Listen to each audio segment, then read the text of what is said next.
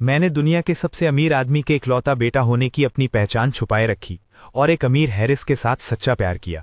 जब मैं उसे अपनी पहचान बताने ही वाला था, तभी मैंने उसके करीबी दोस्तों के ग्रुप को मेरे सामने एक गैर मुल्की जबान में बात करते हुए सुन लिया। तुम अरेंज्ड मैरिज के लिए घर वापस जाने वाली हो, तो इस छोटे से बॉयफ्रेंड का क्या जो तुम्हारे साथ है? क्या तुम्हारा ब्रेकअप हो गया? युवान श्वैंग ने आहिस्ता से अपने हाथ में पकड़े वाइन ग्लास को घुमाया।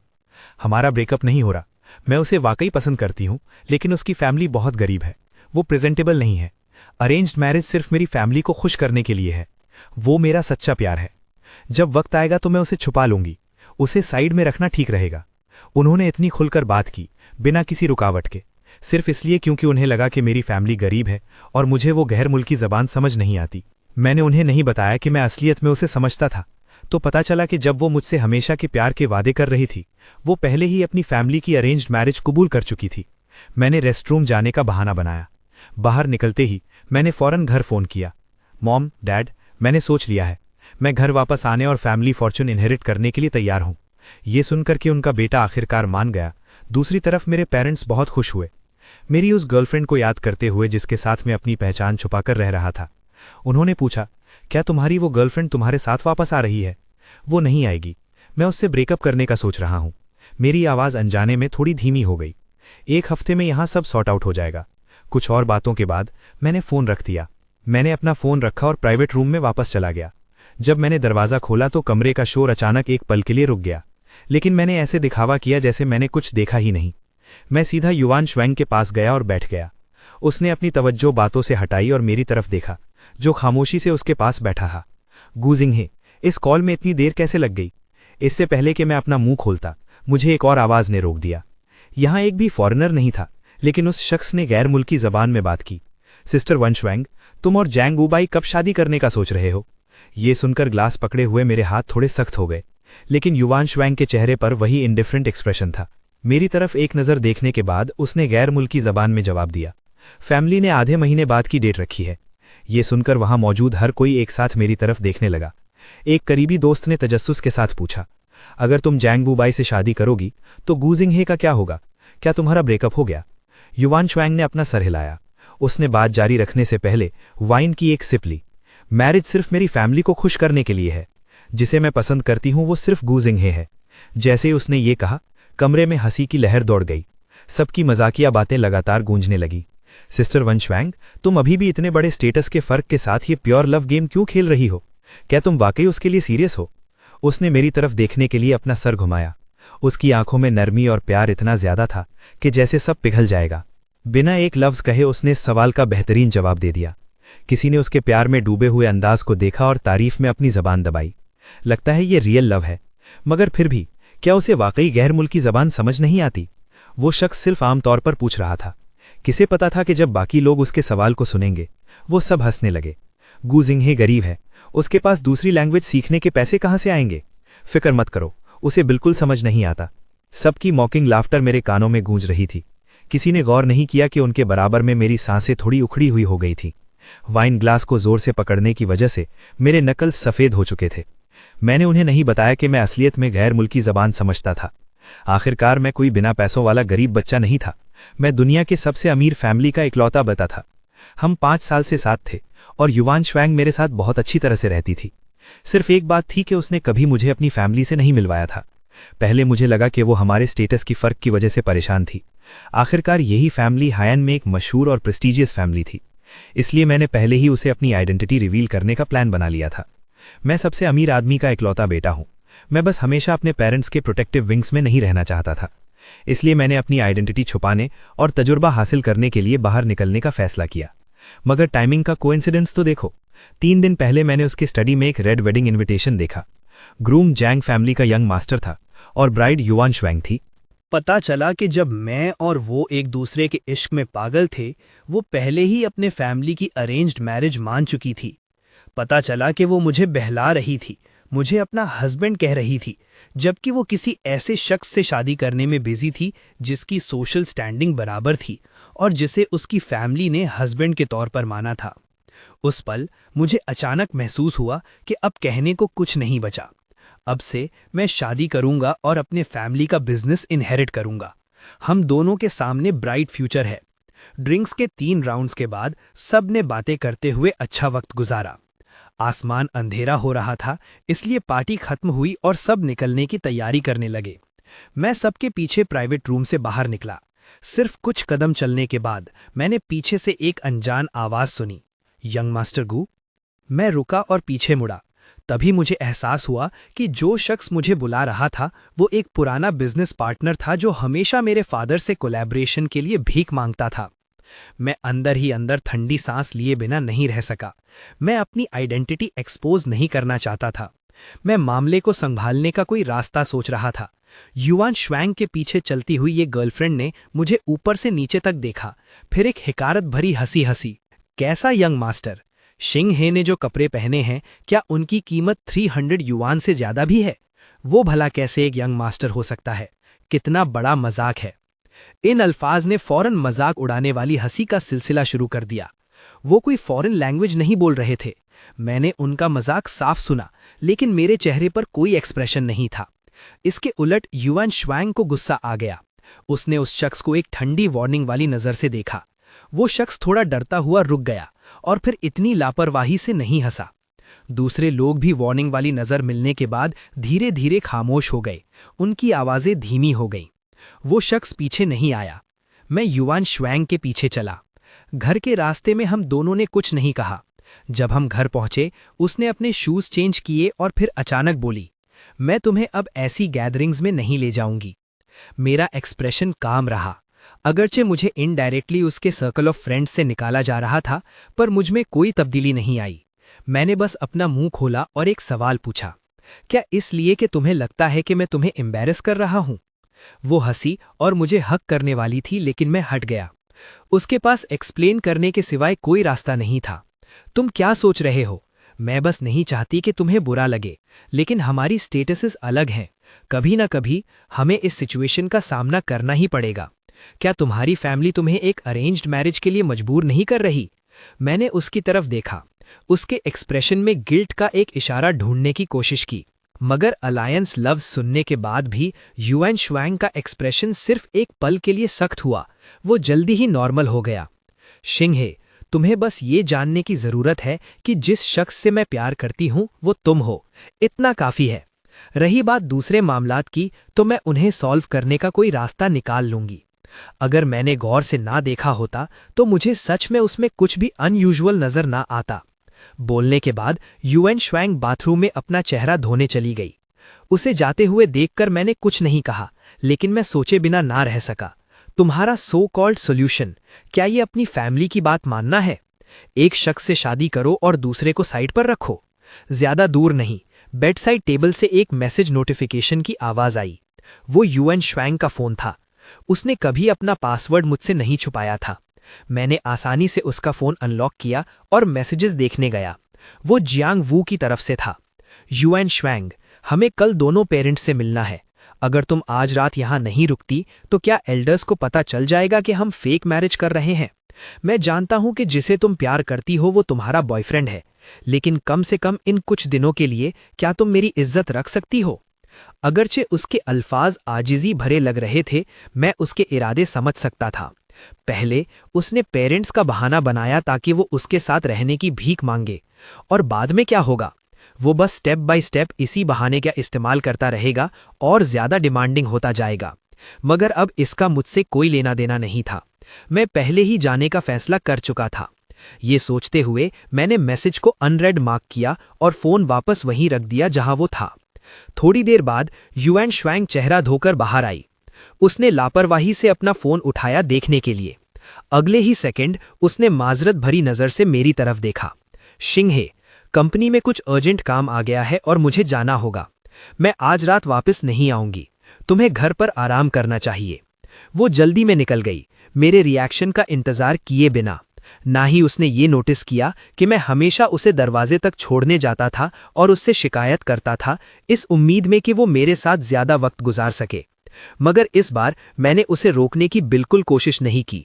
उसे दूर और दूर जाते हुए देखता रहा। डिंग। युआन श्वैंग के जाने के थोड़ी देर बाद मेरे फोन पर भी एक मैसेज आया। अगर मैं बस एक बार कह दूं तो युआन श्वैंग फिर भी मेरे पास आएगी। हम कल दोनों पेरेंट्स से मिल रहे हैं। एक बार हमारी सच में शादी हो गई तो तुम क्या चीज होगे? एक ऐसा लवर जो रोशनी में नजर नहीं आ सकता। जियांग वू के अल्फाज सख्त थे। लेकिन जिस बात ने मुझे ज़्यादा परेशान किया वो ये थी कि ये नाइफ़ जो कोई और मुझे चोट पहुंचाने के लिए इस्तेमाल कर रहा था, वो उन्हें उस गर्लफ्रेंड ने खुद थमाया था जिसके साथ मैंने सोचा था कि मैं पूरी ज़िंदगी गुजारूंगा। युआन शुआन को शायद ये नहीं मालूम था कि अगर मुझे वो इनविटेशन ना भी मिलता तो भी ये बात कि वो किसी और से शादी कर रही है मुझसे ज़्यादा देर तक छुपी नहीं रह सकती थी, क्योंकि जिस दिन मुझे इनविटेशन मिला उसके अगले ही दिन जियांग वुबाई ने मुझे फ्रेंड के तौर पर ऐड कर लिया था और पिछले कुछ दिनों से वो मुसलसल मुझे हर तरह की प्रोवोकेटिव फ़ोटोज़ भेज रहा था।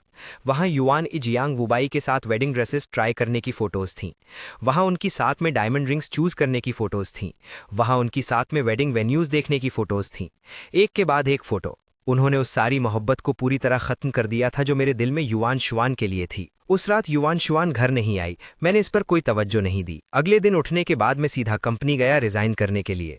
मैंने उसी दिन रेजिग्नेशन प्रोसीजर्स मुकम्मल कर लिए। लंच ब्रेक के दौरान मैं और मेरे कोलीग्स ने नीचे खाना खाया।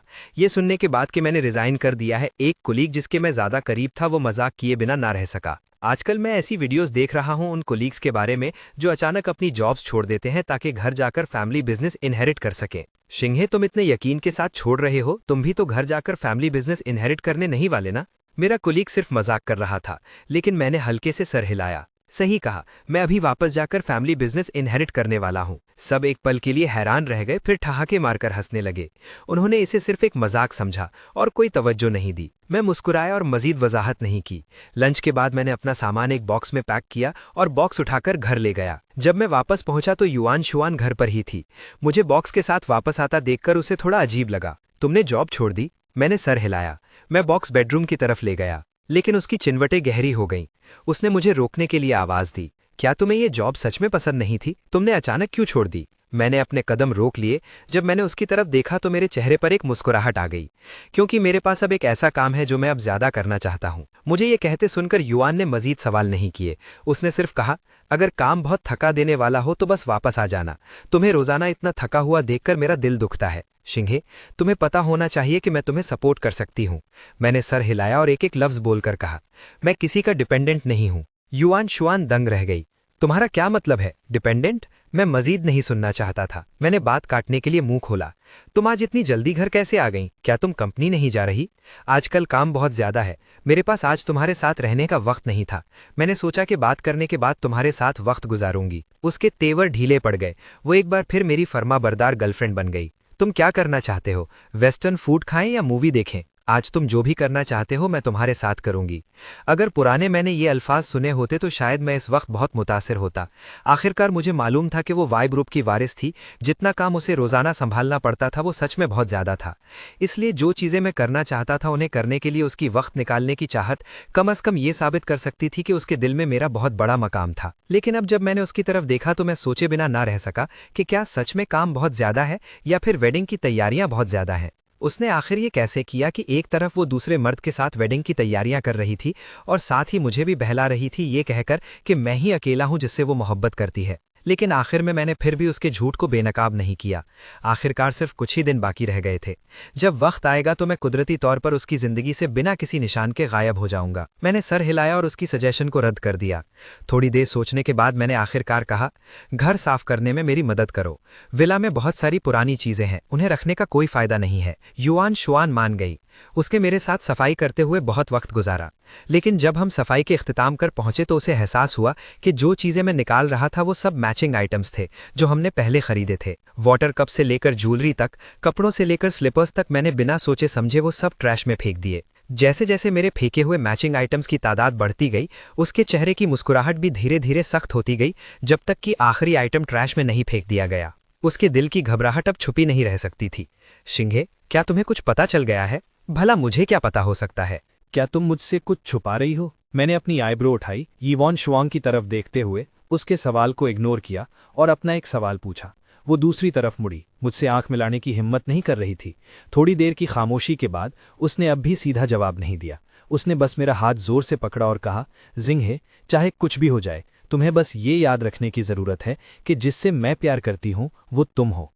मैं स्मॉग किया, मजीद कुछ नहीं कहा। सफाई खत्म करने के बाद येवॉन श्वांग अब भी मुझे डेट पर ले जाने की जिद कर रही थी। मुझे डर था कि उसे कुछ अजीब न लगे, इसलिए मैंने मना नहीं किया। वो मुझे डिनर और मूवी पर ले गई। गाड़ी आखिरकार एक ऑक्शन हाउस पर रुकी। जैसे ही हम अंदर दाखिल होने वाले थे, हमने एक आदमी को एक्सक्विजिट सूट पहने हुए हमारी तरफ आते देखा। उसके चेहरे पर अननेचुरलनेस की एक झलक दिखी। मैंने फौरन ये नोटिस किया। क्या हुआ, क्या तुमने किसी जानने वाले को देखा? जैसे ही मेरी बात खत्म हुई, वो आदमी हमारे सामने रुका और मुस्कुराते हुए हमारा इस्तकबाल किया। येवॉन श्वांग्स इंट्रोडक्शन बिल्कुल सही वक्त पर आया। He is the son of a close family friend, Zhang Wubai. ये कहने के बाद उसने मुझे इंट्रोड्यूस करने से पहले थोड़ी देर रुकी। This is my boyfriend Jingyi. हमारे लिए उसके बिल्कुल डिफरेंट इंट्रोडक्शन सुनकर जांग वू बेस फेस की मुस्कुराहट वहीं जम गई।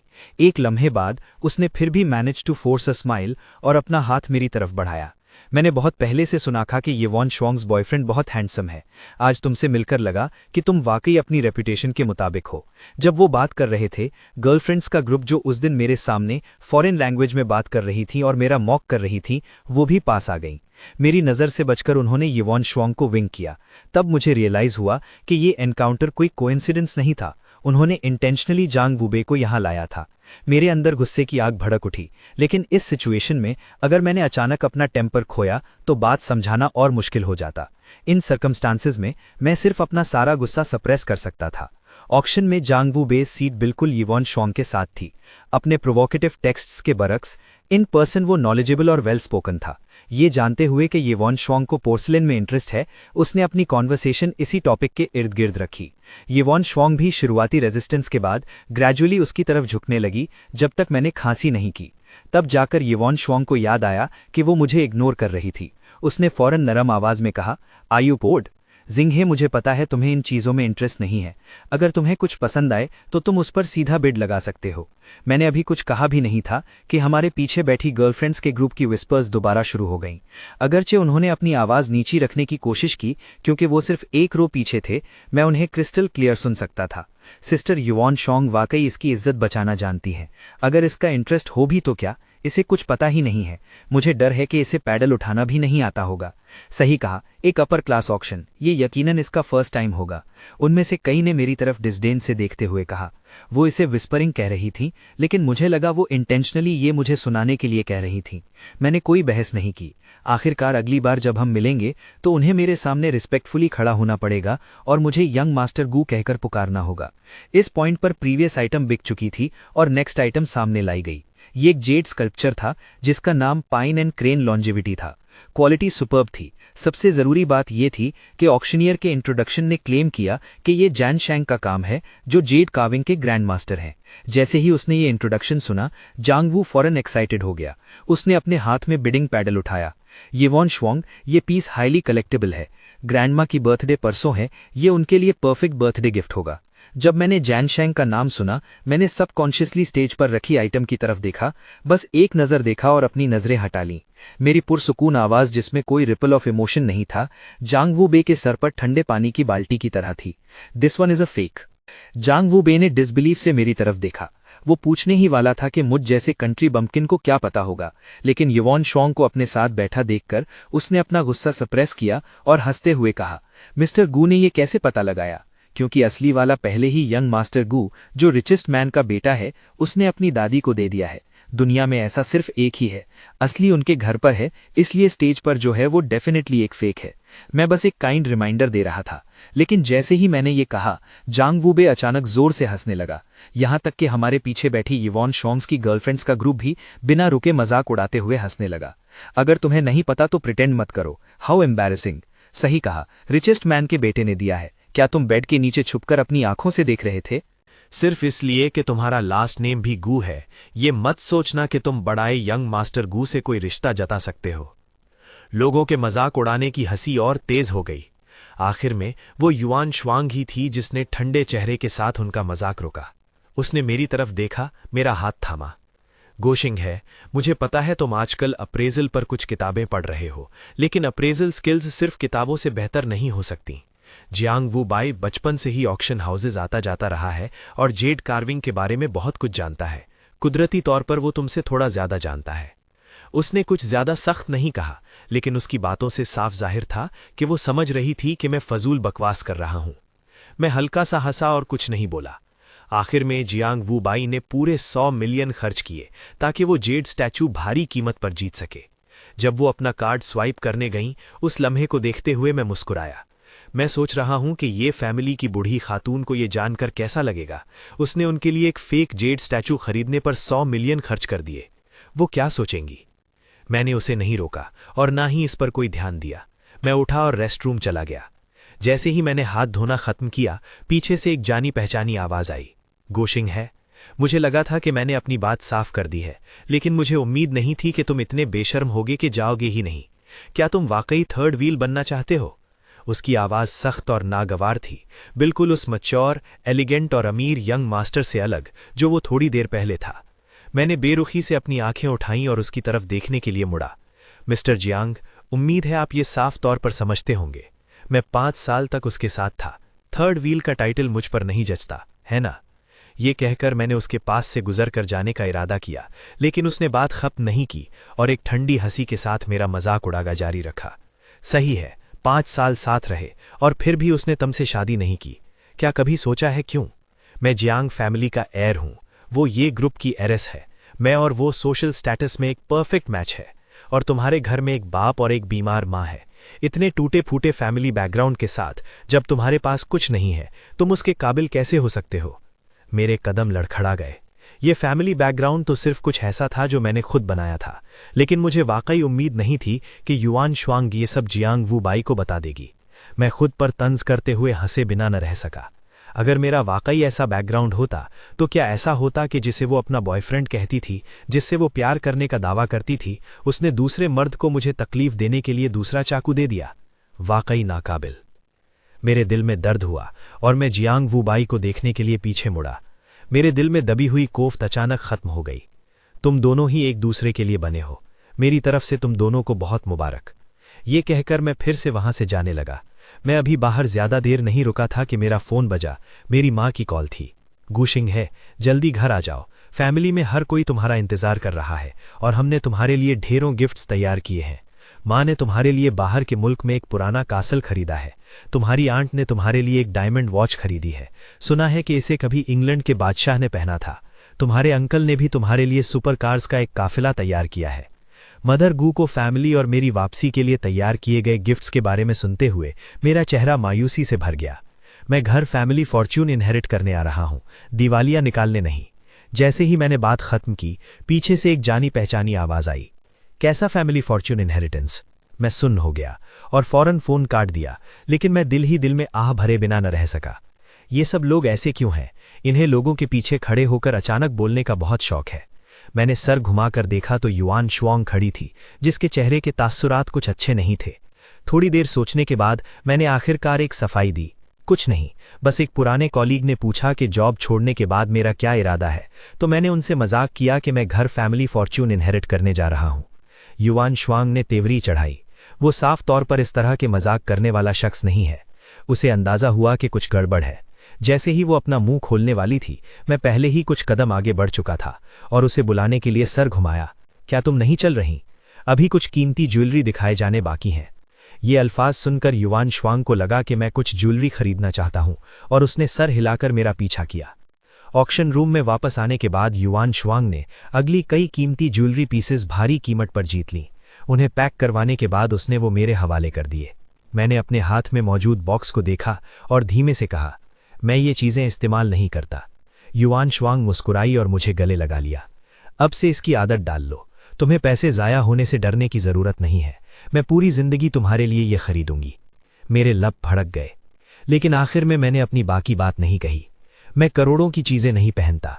मेरी ज्वेलरी कलेक्शन का हर पीस 100 मिलियन से ऊपर का है। ऑक्शन खत्म हो चुकी थी। हॉल में सब लोग एक एक करके जाने लगे। युआन शुआंग और हमारा ग्रुप भी ज्यादा देर नहीं रुका। सब अपनी अपनी गाड़ियां लेकर आए थे, इसलिए हम सबको बस अपने अपने रास्ते निकलना था। लेकिन जैसे ही मैं गाड़ी में बैठा और अभी वो स्टार्ट भी नहीं हुई थी, जियांग वुबाई ने पैसेंजर साइड वाली खिड़की खटखटाई। गाड़ी का शीशा आहिस्ता से नीचे हुआ। वो बिल्कुल उस बुरे आदमी जैसा नहीं लग रहा था जो थोड़ी देर पहले रेस्टरूम में मेरे साथ इतनी सख्ती से पेश आया था। वान शुआंग, मेरी गाड़ी खराब हो गई है, क्या तुम मुझे घर छोड़ सकती हो? युआन शुआंग ने माथे पर बल डाले जैसे ही वो इनकार करने वाली थी। वो फिर बोला, अंकल और आंटी ने तुम्हें मेरा ख्याल रखने को कहा था, तुम भूली तो नहीं, है ना? यी वान श्वांग का चेहरा किसी वजह से उतर गया, लेकिन आखिरकार वो मान गई। उसे सीधा सर हिलाते देखकर उसके चेहरे की मुस्कुराहट और बढ़ गई, और फिर उसने मेरी तरफ देखते हुए अपनी किस्मत आजमाई। लेकिन मुझे कार से खो जाती है, अगर मैं पीछे नहीं बैठ सकता तो मैं क्या करूं? यी वान श्वांग ने मेरी तरफ देखा। इससे पहले कि वो कुछ बोल पाती, मैं पहले ही गाड़ी का दरवाजा खोलकर बाहर निकल गया था और सीधा बैक सीट की तरफ चला गया। मेरी रफ्तार तेज और फैसलाकुन थी। यी वान श्वांग को रिएक्ट करने का मौका भी नहीं मिला और मैं पहले ही बैक सीट पर बैठ चुका था। उसके अल्फाज उसके गले में ही अटक गए, जिससे माहौल बहुत ऑकवर्ड हो गया। वो हिचकिचाई, कुछ बोलना चाहती थी, ये कहना चाहती थी कि ये सिर्फ एक सीट है और मुझे इतना बुरा मानने की जरूरत नहीं है। लेकिन जब उसने रियर व्यू मिरर से बैक सीट की तरफ देखा, मैं पहले ही आंखें बंद करके आराम करने का बहाना कर रहा था। उसी वक्त जियांग वुबाई भी गाड़ी में बैठ गया। गाड़ी का दरवाजा बंद हुआ और मुझे पीछे आंखें बंद किए आराम करते देखकर उसके होंठों पर एक मगरूर मुस्कुराहट आ गई। गो सिंहे, तो क्या हुआ अगर वो अभी भी तुम्हें पसंद करती है? आखिर में जो मैं चाहता हूं, क्या वो मेरे हाथों में नहीं आएगा? उसका दिल जीतना बस वक्त की बात है।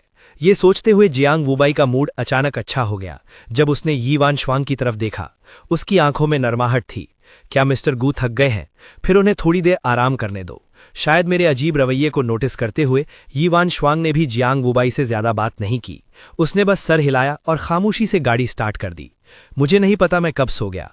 जब मेरी दोबारा आंख खुली, गाड़ी यी फैमिली विला पर रुकी हुई थी। जियांग वुबाई गाड़ी से कब का जा चुका था। यी वान श्वांग ने मेरे चेहरे को छुआ। तुम जाग गए? मैंने देखा तुम इतनी गहरी नींद में थे कि मेरा तुम्हें जगाने का दिल नहीं किया। मेरा दिमाग अभी भी थोड़ा भारी था। मैंने सर हिलाया और यी वान श्वांग का इंतजार किए बगैर गाड़ी का दरवाजा खोलकर बाहर निकल गया। मैं सीधा मेन गेट की तरफ चलने लगा। जब यी वान श्वांग गाड़ी से बाहर निकली, मैं पहले ही दरवाजे तक पहुंच चुका था। वो मेरे पीछे भागी और दरवाजे पर मेरा रास्ता रोका। क्या तुम नाराज हो? जियांग वुबाई सच में बस एक पुराने फैमिली फ्रेंड का बेटा है, उसका बुरा मत मानो। मैं बस घुर्राया। यी वान श्वांग को लगा मैं अभी भी नाराज हूं। उसने मुझे पीछे खींचने के लिए हाथ बढ़ाया और ना चाहते हुए मुझे मनाने की कोशिश की। वो सच में बस एक पुराने फैमिली फ्रेंड का बेटा है। डार्लिंग, मैं सिर्फ तुमसे प्यार करती हूं, तुम ये जानते हो। ये कहने के बाद वो मुझे किस करने के लिए आगे बढ़ी, लेकिन मैंने उसे पीछे हटा दिया। उसके चेहरे पर हैरत देखकर मैं सीधा दरवाजे से अंदर चला गया। मेरी तबीयत ठीक नहीं है, मैं पहले अपने कमरे में आराम करने जा रहा हूं। ये कहकर मैंने दरवाजा सख्ती से बंद कर लिया। यी वान श्वांग के कमरे में आने का रास्ता पूरी तरह खत्म कर दिया। अगली सुबह पहली मंजिल के डाइनिंग रूम में मैं यी वान श्वांग के साथ नाश्ता कर रहा था कि अचानक मेरे पास रखा फोन बजने लगा। ये एक टाइमर अलार्म था जो मैंने पहले सेट किया था। नोट पर लिखा था, मीट द पेरेंट्स डे। यी वान श्वांग ने भी वो अल्फाज देख लिए। मैंने पहले उसे अपनी असली आइडेंटिटी बताने का सोचा था, इसलिए उसे अपने पेरेंट्स से मिलने के लिए घर आने को कहा था और वो मान गई थी। हम दोनों ने एक दूसरे की तरफ देखा। मैं इस मुलाकात को कैंसिल करने का कोई तरीका सोच रहा था, तभी अगले ही सेकंड उसका फोन भी बजा। ये जियांग वुबाई की कॉल थी। मुझे नहीं पता दूसरी तरफ से उसने क्या कहा, लेकिन जब वो वापस मेरी तरफ आई तो उसके चेहरे के तावीर थोड़े बदले हुए थे। उसने माफी मांगते हुए मिलने से इनकार कर दिया। सिंहे, अचानक कुछ काम निकल आया है। क्या मैं अगली बार तुम्हारे साथ अंकल और आंटी से मिलने चल सकती हूँ? शायद उसे लगा था कि मैं कोई तमाशा करूंगा या नाराज हो जाऊंगा, लेकिन हुआ ये कि मैंने बस सुकून से सर हिला दिया। वैसे भी मुझे भी आज कुछ काम है। यी वान श्वांग के जाने की थोड़ी देर बाद मैं भी शॉपिंग मॉल की तरफ निकल गया ताकि उन दोस्तों के लिए गिफ्ट्स तैयार कर सकूं जिनसे मैं मिलने वाला था, हर एक के लिए एक। जब मैं मीटिंग प्लेस पर पहुंचा, सबने अपने गिफ्ट्स खोले। जब उन्होंने देखा कि हर बॉक्स में एक बिल्कुल नया डिजाइनर आइटम है, उन्होंने फौरन हैरत से कहा, तंगी, तुमने ये सब कहाँ से लिया? ये बिल्कुल रियल लग रहा है। ये सब रियल है। उन्हें ये सब इतना पसंद करते और हाथ से ना छोड़ते देखकर मेरी जोर से हंसी निकल गई। एक्सप्लेन करने के बाद मैंने देखा कि उन्हें यकीन नहीं आ रहा था, तो मैंने अपनी ट्रू आइडेंटिटी रिवील कर दी। असल में जो मैंने पहले तुम लोगों को अपने फैमिली बैकग्राउंड के बारे में बताया था कि मेरे पेरेंट्स बहुत बीमार हैं, वो सब फेक था। मेरी रियल आइडेंटिटी रिचेस्ट मैन का इकलौता बेटा होना है। इस बार तुम सबको गुड बाय कहने की वजह यह है कि मुझे फैमिली फॉर्च्यून इनहेरिट करने के लिए घर वापस जाना है। मेरी ये बात सुनकर पूरा ग्रुप पहले सुन रह गया, फिर हैरान हुआ और आखिर में निहायत खुश हो गया और मुसलसल चिल्लाने लगे कि एक यंग मास्टर उनके बिल्कुल पास था। उनकी चीखों ने रेस्टोरेंट की छत ही फाड़ दी थी। चीरिंग के बाद किसी को यी वैन श्वांग की याद आई और फौरन पूछा, लेकिन अगर तुम वापस चले गए तो यी वैन श्वांग का क्या होगा? क्या उसे तुम्हारी रियल आइडेंटिटी अभी तक मालूम है? यी वैन श्वांग का जिक्र आते ही मेरे चेहरे की स्माइल थोड़ी फीकी पड़ गई। वो किसी और से शादी करने का प्लान कर रही है। ये कैसे मुमकिन है? ये बात सुनकर मेरे दोस्तों को यकीन नहीं आया। हमारी नज़रों में वो अमीरों में एक रेयर और डीपली डिवोटेड पर्सन है। सही कहा, सही कहा। 3 साल पहले तुमने कहा था कि तुम्हें नाइट ब्लूमिंग सीरियस पसंद है, तो उसने सिर्फ तुम्हारी एक स्माइल के लिए बहुत सारी रकम खर्च करके दुनिया के सारे नाइट ब्लूमिंग सीरियस खरीद लिए थे। 2 साल पहले तुम्हें फ्लू हुआ था, उसने एक 100 मिलियन का कॉन्ट्रैक्ट ठुकरा दिया ताकि वो अब्रॉड से वापस आकर खुद तुम्हारा ख्याल रख सके। पूरी रात उसने अपनी आंखें बंद करने की हिम्मत तक नहीं की। और 1 साल पहले जिस कार में तुम दोनों थे उसका एक्सीडेंट हो गया था। वो आउट ऑफ कंट्रोल ट्रक असल में तुम्हारी तरफ आ रहा था। तुम्हें बचाने के लिए उसने जोर से कार मोड़ी थी। आखिर में तुम्हें कुछ नहीं हुआ, लेकिन उसकी 3 पसलियां टूट गई थीं और वो 3 महीने तक हॉस्पिटल बेड कर थी, तकरीबन होश में ही नहीं आ रही थी। अब वो शादी कर रही है, ग्रूम तुम कैसे नहीं हो सकते? अपने दोस्तों से गुजरे हुए वाकयात सुनकर मुझे अभी भी अंदर से बहुत इमोशनल फील हुआ। यी वैन शुआंग उस वक्त सच्चा इश्क करती थी, मुझे इस हद तक चाहती थी कि अपनी जान की परवाह तक नहीं करती थी। लेकिन अब मैंने अपना सर हिलाया और हल्का सा हंसा। वो मुझसे प्यार करती है, लेकिन उसकी फैमिली को लगता है कि मेरा स्टेटस उसके लायक नहीं है। मुझे सच बोलने का मौका तक नहीं मिला। उससे पहले ही उसने वेडिंग इन्विटेशंस प्रिंट करवा लिए थे। उसकी बातों से लग रहा था कि वो शायद चाहती है कि शादी के बाद मैं उसका लवर बनकर रहूं। ये सुनकर मेरे भाइयों का गुस्सा फट पड़ा। क्या लवर? रिचेस्ट मैन के इकलौते बेटे को लवर बनाना? यूथ फैमिली जरूर पागल हो गई होगी। ठीक है, ठीक है, ठीक है। एक वक्त आएगा जब उसे पछतावा होगा, लेकिन अगर उसे पता चला कि तुम चुप कर जा रहे हो और उसकी फैमिली को तुम्हारी ट्रू आइडेंटिटी का पता चला तो वो जरूर पागल हो जाएंगे। बिल्कुल तभी यी वैन शुआंग और जियांग वू बाहर से अंदर आए। उनकी बातें सुनकर उसने तेवरियां चढ़ाई। कौन सी ट्रू आइडेंटिटी? उन्हें एक साथ अंदर आते देखकर एक गुस्से से भरा दोस्त बोलने ही वाला था, लेकिन मैंने उसे रोक दिया। मैंने उन दोनों की तरफ देखा जो अभी अंदर आए थे। मेरे एक्सप्रेशन कोल्ड थे। तुम दोनों यहाँ क्यों हो? मेरा सवाल सुनकर यी वैन शुआंग थोड़ा गिल्टी फील करने लगी। उसकी नज़रें कतरा रही थीं। हमारी दोनों फैमिलीज की इत्तेफाक से एक कोलैबोरेशन है, इसलिए हमने मिलने और डिस्कस करने का प्लान किया था। उसका जवाब सुनकर मैं फिर हंसा। बेशक मुझे उनकी कोलैबोरेशन के बारे में पता था, एक मैरिज कोलैबोरेशन, क्योंकि उन्हें अपनी कोलैबोरेशन डिस्कस करनी थी। यी वैन शुआंग और जियांग वू उनके साथ नहीं बैठे, बल्कि पास ही एक अलग टेबल पर बैठ गए। ज्यादा दूर नहीं, बस इतना पास कि मैं उनके दरमियान इंटीमेट एक्शंस देख सकूं। मसलन उसने उसका स्टेक कट करने में मदद की, उसने अपना फेवरेट फूड उसके साथ शेयर किया, उसने उसे नैपकिन पकड़ाया, उसने उसके मुंह का गंदा कोना साफ करने में मदद की। उन दोनों की हरकतों ने मेरे दोस्तों को आग बबूला कर दिया, लेकिन मैं काम रहा। खाना खत्म करने के बाद हमारी गैदरिंग भी खत्म हो गई। यी वैन शुआंग ने फिर मुझे और जियांग वू को घर छोड़ने की ऑफर की।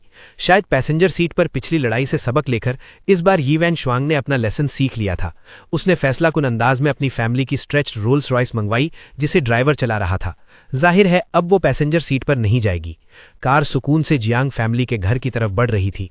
रास्ते साफ थे। किसी ने तवक्को नहीं की थी कि इस मौके पर एक्सीडेंट हो जाएगा। एक आउट ऑफ कंट्रोल ट्रक दूसरी तरफ से तेजी से आया। ड्राइवर ने फितरी तौर पर स्टीयरिंग व्हील घुमाया और बस एक जोरदार धमाका सुनाई दिया। दोनों गाड़ियां फिर भी टकरा गईं और कार की विंडो टूट गई, जबकि मैं दूसरी तरफ गिरा। मैंने देखा कि यी वैन शुआंग अपने बराबर में जियांग वू को ढाल बनकर बचा रही है। न सिर्फ उसने उसे चोट लगने से बचाया, बल्कि उसे दिलासा भी दिया। मेरा होश खोने लगा। मुझे अचानक वो एक्सीडेंट याद आया जिसका मेरे दोस्तों ने अभी जिक्र किया था। हमें साथ रहते 4 साल हो चुके थे। उसके लिए मेरे जज्बात अभी भी अपने उरूज पर थे। ये भी बिल्कुल ऐसा ही इंटरसेक्शन था। एक ट्रक तेज रफ्तार से आ रहा था। मेरी साइड वही थी जहां ट्रक टकराने वाला था। खौफ के बीच मुझे एहसास हुआ कि मैं उस ट्रक से नहीं बच सकता था। मैं सिर्फ इतना कर सका कि गाड़ी को मोड़ दिया ताकि मेरी साइड पर इंपैक्ट पड़े। गाड़ी का अगला हिस्सा अंदर धंस गया। वो ड्राइवर सीट पर फंस गई थी। फायर फाइटर्स और डॉक्टर्स ने उसे रेस्क्यू करने के लिए काफी देर तक साथ काम किया।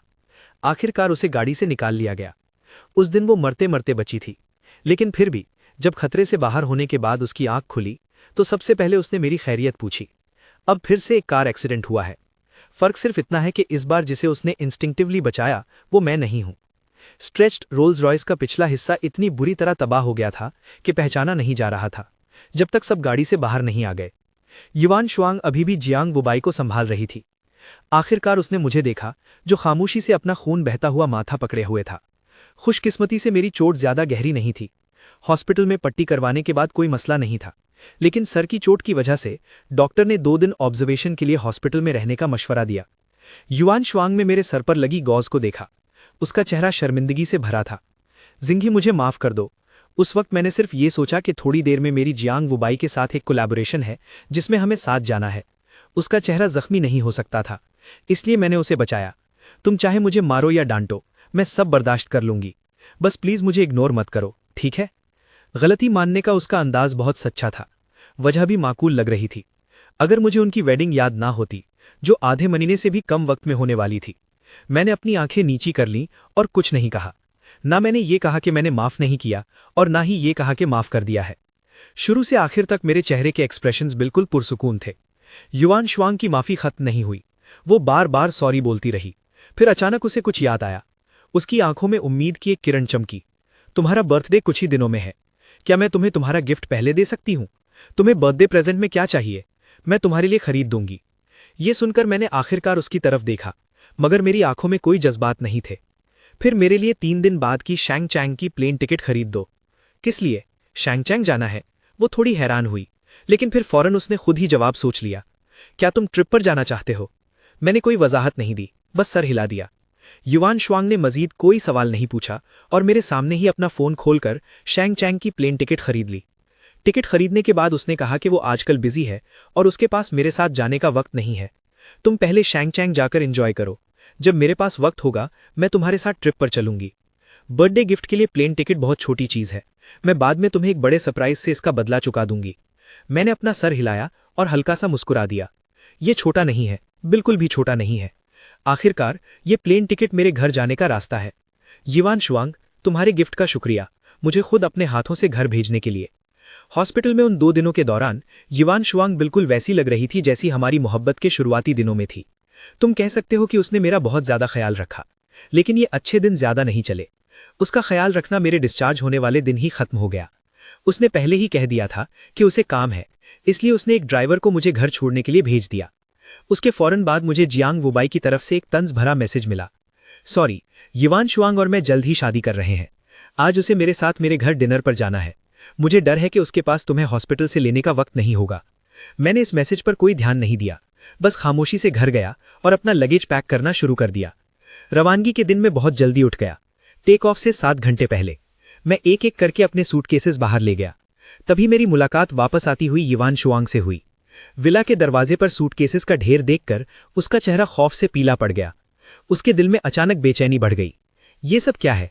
क्या तुमने नहीं कहा था कि तुम एंजॉय करने शैंगचैंग जा रहे हो? ये वही टिकट है जो मैंने तुम्हारे लिए खरीदी थी। क्या तुम भूल गए? मेरे एक्सप्रेशंस बिल्कुल आम थे, जैसे मैं सच में सिर्फ ट्रिप पर जाने की तैयारी कर रहा हूं। मगर मेरी बातें उसे यकीन नहीं दिला सकीं। क्या तुम सिर्फ 1-2 दिन के लिए नहीं जा रहे? क्या तुम्हें इतने सारे लगेज की जरूरत है? मैं मुस्कुरा दिया। कुछ फालतू कपड़े साथ ले जा रहा हूं। मैं कुछ ज्यादा पिक्चर्स खींचना चाहता हूं, लेकिन मुझे पहले कभी इस तरह पिक्चर्स खींचना पसंद नहीं था। जब हम साथ ट्रैवल करते थे मैं कभी इतना सामान नहीं लाता था। वो बेचैनी उसके दिल से पूरे जिस्म में फैल गई, जिससे वो फौरन मेरे सूटकेसेस खोलकर देखना चाहती थी कि क्या ये सच है जो मैं कह रहा हूं। जैसे ही वो कुछ करने वाली थी, एक अर्जेंट फोन कॉल ने उसे रोक दिया। वो जियांग वुबाई की कॉल थी। फोन उठाने के बाद पता नहीं दूसरी तरफ से क्या कहा गया। युवान शुआंग एक पल के लिए खामोश रही और आखिरकार जाने से पहले बाहर निकल गई। वो मुझे एक बार फिर याद दिलाना नहीं भूली, जिंघे ज्यादा देर बाहर मत रहना। मुझे अपनी वापसी की फ्लाइट डिटेल्स भेज देना, मैं तुम्हें लेने आऊंगी। मैंने कोई जवाब नहीं दिया, क्योंकि मैं जानता था कि मैं वापस नहीं आऊंगा। ये आखिरी अलविदा है। टेक ऑफ से 5 घंटे पहले मैंने मेन डोर का पासवर्ड बदल दिया, अपने बर्थडे से जियांग वुबाई के बर्थडे पर। फिर मैंने दरवाजे पर एक नोट लगा दिया। आखिरकार अब से ये मिस्टर जियांग का घर होगा। बेहतर है कि पासवर्ड उनके बर्थडे पर ही सेट हो। टेक ऑफ से 3 घंटे पहले मुझे विला में मेरी और युवान शुआंग की सारी फोटोज मिल गईं। मैंने उन्हें आग के बर्तन में डाल दिया। एक एक करके मैं उसे पकड़ा हुआ था और हम फायरवर्क्स के नीचे किस कर रहे थे। वो बार बार कह रही थी कि वो मेरी है। सनसेट और मिल्की वे के बीच मुझसे अपनी मोहब्बत का इजहार कर रही थी। पूरी जिंदगी मुझसे प्यार करने की कसम खा रही थी। उसने एक बार मुझे कार से बचाने के लिए अपनी 3 पसलियां तुड़वा ली थी। उसका सोशल मीडिया सिर्फ मेरे बारे में था। हमने साथ बाहर देखी, गर्मियों में साथ चले, खजन का इस्तकबाल किया और सर्दियां गुजारी। अब यादें थोड़ी थोड़ी करके जल रही हैं। हमारा सब कुछ पूरी तरह से खत्म हो गया है। टेक ऑफ से 2 घंटे पहले मेरा फोन बजा। मैंने उसे खोल कर देखा। जियांग वुबाई ने मुझे एक वीडियो भेजी थी। वीडियो किसी फैमिली पार्टी की लग रही थी। वहां युवान शुआंग के दोस्त, जियांग वुबाई के भाई और दोनों फैमिलीज के बड़े मौजूद थे। बहुत से लोगों ने युवान शुआंग और जियांग वुबाई को घेरा हुआ था, जो इस इवेंट के 2 मेन कैरेक्टर्स थे। शूर और गुल खत्म नहीं हो रहे थे। किस मैं तुम्हें बता रहा हूं सिस्टर युवान, तुम्हारी कुछ ही दिनों में शादी होने वाली है। किस करने में शर्म कैसी? शोर और गुल के बीच जियांग वुबाई ने शर्माते हुए अपनी आंखें बंद की और उसके करीब हो गया। क्राउड का शोर बढ़ता गया। वो चिल्ला रहे थे कि यी वानवांग उसे किस करे। यी वानवांग ने अपने सामने खड़े शख्स को घूरा और आखिरकार अपनी आंखें बंद कर लीं। वीडियो बार बार रिपीट पर चल रही थी। जब ये 7वीं बार चली, जैंग वू का एक मैसेज आया। गोइंग ही, क्या तुमने देखा? मैं यी फैमिली का वो सन इन लॉ हूं जिसे सबने मान लिया है। तुम्हारा खानदान निहायत गरीब है। यी फैमिली तुम्हारे खानदान के बैकग्राउंड के साथ तुम्हें इज्जत कैसे दे सकती है? तुम मुश्किल से किसी भिखारी से शादी करने के लायक हो। तो क्या हुआ अगर वानवांग तुमसे प्यार करती है? मैं धीरे धीरे उसकी डिफेंसेस को तोड़ रहा हूं। पहले उसने मेरे साथ फैमिली से मुलाकात की, फिर हम साथ रहते हैं, और अभी उसने मुझे किस भी किया। मुझे बताओ, तुम्हें क्या लगता है कितना वक्त लगेगा हमारे स्लीप टुगेदर करने में? मैंने उसके मैसेज का जवाब नहीं दिया। मैंने बस खामोशी से पिछले कुछ दिनों में भेजे गए प्रोवोकेटिव मैसेजेस लिए, एक एक करके, और उन सब का प्रिंट निकाल लिया। मैंने उन्हें एक स्टैक में लगाया और खाली लिविंग रूम में रख दिया। टेक ऑफ से 1 घंटा पहले मैंने उन प्रिंटेड पेपर्स के स्टैक पर अपने आखिरी अल्फाज छोड़े, यी वानवांग, हैप्पी वेडिंग, हम खत्म हो चुके हैं। उसके बाद मैंने अपना सूटकेस घसीटा और विला कॉम्प्लेक्स से निकल गया। मैंने टैक्सी पकड़ी और एयरपोर्ट की तरफ निकल गया। यी वानवांग, अब से मैं अपनी चिबल फैमिली का अमीर यंग मास्टर बनने जा रहा हूं। तुम्हारे साथ मेरा अब कोई ताल्लुक नहीं। हो चैंग एयरपोर्ट। जैसे ही मैं एयरपोर्ट से अपना सूटकेस लेकर बाहर निकला, एक ऐसी कार जो पहली नज़र में ही महंगी लग रही थी, एक बुगाटी, पहले से ही बाहर इंतजार कर रही थी। जैसे ही उसने मुझे देखा, कार के बाहर इंतजार करते हुए आदमी ने फौरन मेरे लिए दरवाज़ा खोला। यंग मास्टर, प्लीज़ अंदर बैठिए, सामान कार में रख दिया गया है। जैसे ही मैं कार में बैठा, मैंने ड्राइवर्स सीट पर बैठे आदमी से आम सी बातचीत की। अंकल ली, आप मुझे लेने क्यों आए हैं? फैमिली ड्राइवर कहाँ है? अंकल ली हंसे। उनकी आंखों के कोनों पर छोटी रिंकल्स ने उन्हें मजीद मेहरबान दिखाया। कार धीरे से चली, ट्रैफिक के बहाव में मर्ज होते हुए। उनकी आवाज आई, यंग मास्टर, आप सालों से वापस नहीं आए। जब मैंने सुना कि आप आज वापस आ रहे हैं, तो मैंने इस टास्क के लिए खुद को पेश किया। लगता है अंकल ली ने मुझे मिस किया। मैं मुस्कुराया, मेरी आंखों में टीजिंग का एक इशारा था। बहुत जल्द कार गू फैमिली विला के सामने रुकी। मैं कार से बाहर निकला और सीधा बी विला के अंदर चला गया। जब मैंने दरवाजा खोला, मेड्स का एक ग्रुप पहले से ही दरवाजे पर इंतजार कर रहा था। मुझे अंदर आते देख उनकी आवाजें और एक्शंस बिल्कुल एक साथ थीं। Welcome home young master. मैंने अपना हाथ अपने माथे पर रखा, थोड़ा हेल्पलेस महसूस करते हुए। अंकल लाई ने सूटकेस आगे किया और एक मेड ने उसे लिया और ऊपर ले गई। मेरी हेल्पलेस एक्सप्रेशन देखकर वो हंसे और बोले, मास्टर और मैडम रिचुअल्स को बहुत सीरियसली लेते हैं। जब उन्होंने सुना कि आप वापस आ रहे हैं, तो वो पूरी रात जागकर उन्हें वेलकम सेरेमनी के लिए ट्रेन करते रहे। वो अब लिविंग रूम में आपका इंतजार कर रहे होंगे। मैंने सर हिलाया। अगरचे ये वेलकम थोड़ा एक्स्ट्रावेगेंट था, मैंने मूड खराब करने के लिए कुछ नहीं कहा। मैं बस सीधा लिविंग रूम में चला गया। जैसा कि उम्मीद थी, लिविंग रूम लोगों से पैक्ड था। मेरे पेरेंट्स के साथ साथ मेरे अंकल और आंट सब यहाँ थे। मैं आगे बढ़ा और एक एक करके सबको ग्रीट किया। फिर मैं अपने पेरेंट्स के पास बैठ गया। उनके कंसर्न्ड एक्सप्रेशंस देखकर वो कंपोजर जो मैंने इतने वक्त से बरकरार रखा था, अचानक टूट गया। मेरे अंदर एक नाकाबिले बयान ग्रीवेंस का एहसास जाग उठा। बचपन से ही बड़ों ने मुझे बहुत लाड प्यार से पाला था। कभी कोई हार्डशिप नहीं सही, जब तक कि मैंने अपनी आइडेंटिटी नहीं छुपाई और ट्रेनिंग के लिए हयांग गया, जहां मेरी मुलाकात यी वानवांग से हुई। उसे 5 साल तक डेट करते हुए मैंने उसे अपना पूरा सिंसियर दिल दिया। उस वक्त मैं सच में अपनी बाकी जिंदगी उसके साथ गुजारना चाहता था। मुझे ये यकीन भी था कि देर सवेर हम एक दूसरे के लिए वन एंड ओनली बन जाएंगे। बस दुख इस बात का है कि आखिर में मैं अनजाने में वो लवर बन गया जिसे उसने साइड पर रखा हुआ था। एक सिंसियर दिल आखिरकार वेस्ट हो गया। मेरी माँ ने मेरा हैवी मूड देखकर मेरे कंधे को थपथपाया। जो हुआ सो हुआ। एक चीज जिससे हम नहीं डरते वो गलतियां करना है। बुरे से बुरा ये हो सकता है कि हम दोबारा शुरुआत कर सकते हैं। हमारी फैमिली में सेकंड चांसेस की कोई कमी नहीं है। अपनी माँ के कंफर्टिंग अल्फाज सुनकर मेरा मूड आखिरकार थोड़ा ईज हुआ। ये देखकर दूसरों ने जल्दी से सब्जेक्ट बदल दिया। उन्होंने जल्दी से वो गिफ्ट्स निकाले जो उन्होंने तैयार किए थे। एक नज़र देखते ही मुझे एहसास हुआ कि मेरी माँ ने जो थोड़ी देर पहले फ़ोन पर बताया था वो बिल्कुल भी एग्जैजरेशन नहीं था, वो बल्कि थोड़ा अंडरस्टेटमेंट ही था। प्रॉपर्टी डीड से लेकर कीज तक एक मोटे स्टैक पर चाबियों का एक और लंबा गुच्छा था। सबसे स्ट्राइकिंग चीज गोल्डन डायमंड से बनी डायमंड वॉच थी जो दरमियान में रखी हुई थी। हर एक डायमंड हैरानीकुन हद तक बड़ा था। इस वॉच का हर हिस्सा इसकी एक्स्ट्राऑर्डिनरीनेस और वैल्यू दिखा रहा था, लेकिन फिर भी उन्हें लग रहा था कि ये काफी नहीं है। मेरे सामने रखी टेबल को भरने की कोशिश कर रहे थे, इससे पहले कि वो सैटिस्फाइड होते। जैसे ही मैं बेबसी से कहने वाला था कि इसकी जरूरत नहीं है, मेरी आंट ने अचानक टेबल पर हाथ मारा। उनकी आंखें चमक उठीं। क्या इसने अभी ब्रेकअप नहीं किया? ऐसा है कि मेरी एक दोस्त की बेटी हाल ही में मुल्क वापस आई है। मेरी दोस्त काफी वक्त से परेशान है क्योंकि उसे कोई बॉयफ्रेंड नहीं मिला। क्यों ना तुम दोनों एक ब्लाइंड डेट पर जाओ, बस इसे एक दोस्त बनाना समझ लो। मैं हैरान रह गया और जल्दी से हाथ हिलाते हुए कहा कि मुझे जरूरत नहीं है, लेकिन मेरी आंट ने मुझे मना नहीं करने दिया। उन्होंने सीधा अपना फोन निकाला और मुझे एक अकाउंट भेज दिया। मैं उस लड़की से उसके अब्रॉड जाने से पहले मिली थी। वो बहुत ब्यूटीफुल है। अगर तुम्हारे दरमियान कोई रोमांटिक फेट ना भी हो, फिर भी दोस्त रहना अच्छा है। चूंकि उनकी काइंडनेस को मना करना मुश्किल था, मैंने आखिरकार उनकी सजेशन मान ली। बस मुझे ये उम्मीद नहीं थी। जब मैंने वो अकाउंट खोला जो उन्होंने भेजा था, मुझे पता चला कि मैं काफी वक्त से उस पर्सन के साथ फ्रेंड्स था। मैंने देखने के लिए क्लिक किया, वहां कोई निकनेम नहीं था।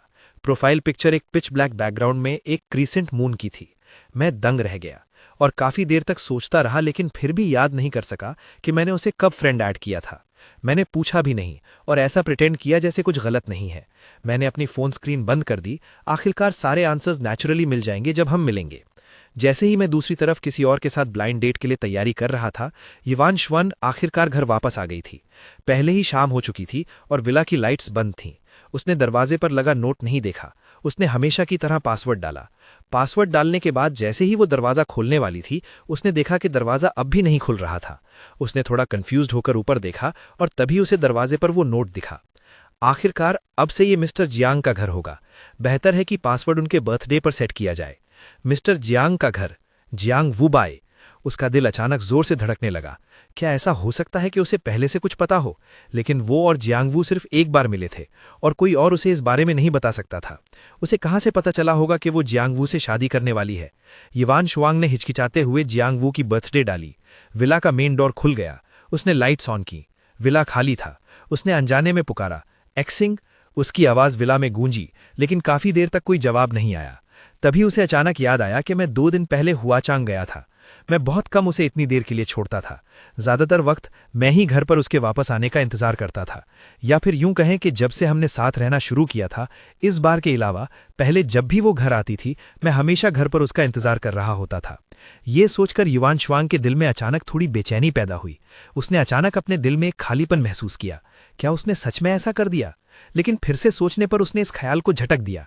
ऐसा कैसे हो सकता है? गुइंग मुझसे इतना प्यार करता है, शायद सिर्फ इस वजह से कि मैंने गुज़श्ता कुछ दिनों में उसके साथ कम वक्त गुजारा है कि वो ओवर थिंकिंग कर रहा है और गलती से मेरे और जियांग वुबाई के रिलेशनशिप का अंदाज़ा लगा लिया है। लेकिन वक्त आने पर वो ज़रूर मेरे पास वापस आएगा, बस उसे थोड़ा कोक्स करना पड़ेगा। ये सोचते हुए उसने अपना माथा मला और लिविंग रूम की तरफ चल दी। लगता है उसे बाद में फ़ोन करके पूछना पड़ेगा कि वो कब वापस आ रहा है और उससे बात करनी होगी। लेकिन जब वो लिविंग रूम में पहुंची, इससे पहले कि वो कॉल कर पाती, उसकी नज़र लिविंग रूम की टेबल पर रखे पेपर्स के ढेर पर पड़ी। युवान शुआंग रुकी नहीं, बल्कि उसकी तरफ तेजी से बढ़ी। बहुत जल्दी वो सोफा पर बैठ गई और उसने पेपर्स का ढेर उठा लिया। बिना ये जाने कि ये क्या है, उसके दिल में एक हल्की सी उम्मीद थी। एक्सिंग की तरफ से कुछ। क्या उसने ये मेरे देखने के लिए छोड़ा है? मैंने कहा था ना, वो बस नाराज है। वो सच में मुझे छोड़कर कैसे जा सकता है? उसके लबों पर एक हल्की सी मुस्कुराहट आई, लेकिन बहुत जल्दी जैसे ही उसने पेपर पर लिखा हुआ देखा, उसकी मुस्कुराहट जम गई। सबसे ऊपर वाले पेपर पर एक लाइन की हैंडराइटिंग के अलावा और कुछ नहीं था। युवान शुआंग ने एक ही नज़र में पहचान लिया कि ये मेरी हैंडराइटिंग है, जो पेज पर साफ दिख रही थी। अगर आप गौर से देखें कि क्या लिखा है, तो आपको ये सिर्फ खूबसूरत लगेगी, लेकिन ये वही हैंडराइटिंग थी जिसके लिखे हुए अल्फाज एक स्लेज हैमर की तरह थे, जिसने उसके दिल पर गहरी चोट मारी। युवान शुआंग, हैप्पी वेडिंग, हमारा खत्म हो गया है। उसे लगा जैसे उसके कान बज रहे हैं। उसका दिमाग सुन्न हो गया। उसे काफ़ी बार गौर से देखना पड़ा ताकि आखिरकार ये कंफर्म कर सके कि उससे कोई गलती नहीं हुई। उसने वाकई लिखा था, हैप्पी वेडिंग, हमारा ख़त्म हो गया है। वो अब मुझे नहीं चाहता। वो ज़रूर मजाक कर रहा होगा। वो मुझे कैसे नहीं चाह सकता? उसका हाथ अनजाने में वो पेज पलटा और उसे फाड़कर एक बॉल बनाकर दूर फेंक दिया। इस हरकत की वजह से दूसरे पेज का कंटेंट सामने आ गया।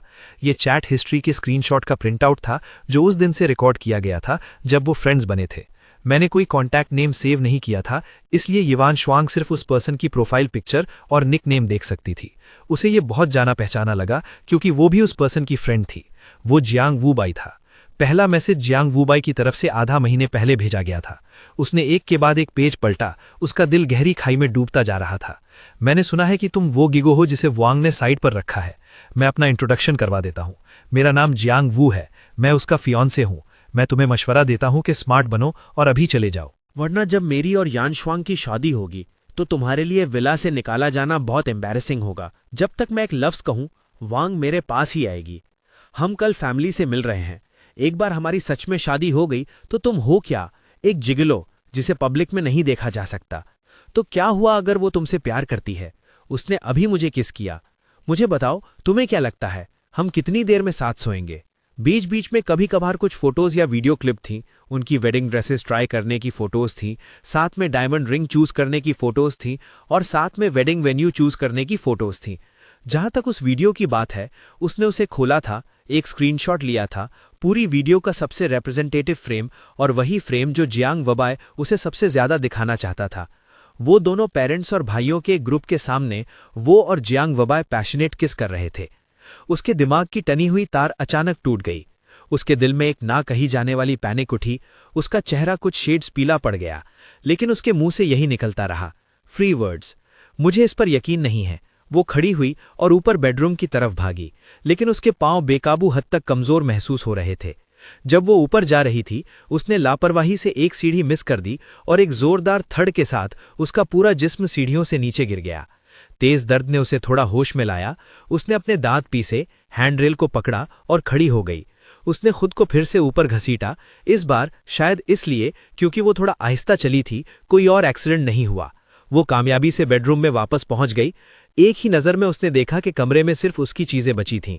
मुझसे रिलेटेड सारी आइटम्स बिना किसी निशान के गायब हो चुकी थीं, यहां तक कि बेडसाइड टेबल्स पर उनकी साथ वाली तस्वीर का फोटो फ्रेम भी। उसके अंदर की फोटो अब गायब हो चुकी थी। अपनी असली जगह पर सिर्फ खाली फ्रेम रह गया था। यान शुआंग को कुछ एहसास हुआ और उसकी आंखों में फिर से पैनिक की झलक आई। उसने वार्डरोब खोली और फिर ड्रॉर्स खोले। उसकी चीज़ें निकालने के बाद वो जगह खाली हो गई। बेडरूम, बाथरूम, स्टडी, उसने विला में हर वो जगह ढूंढी जहां उनसे रिलेटेड चीज़ें हो सकती थीं, लेकिन उसे अब उससे रिलेटेड एक भी आइटम नहीं मिली। पुराना वक्त याद करते हुए जब मैंने अचानक कहा था मैं डीप क्लीन करना चाहता हूं और फिर हमारी सारी कपल आइटम्स फेंक दी थीं, इस लम्हे उसे आखिर समझ आ गया कि उसने तब ऐसा क्यों किया था। वो सच में इतना हार्टलेस था। उसने उसके लिए एक भी मेमोरी नहीं छोड़ी थी। उसके दिल की बेचैनी सच होने वाली थी, लेकिन उसे अब भी यकीन नहीं आ रहा था। वो 5 साल से डेटिंग कर रहे थे। वो जाहिर तौर पर उससे इतना प्यार करता था। वो इतना क्रूअल कैसे हो सकता था कि उसे ऐसे अबैंडन कर दे?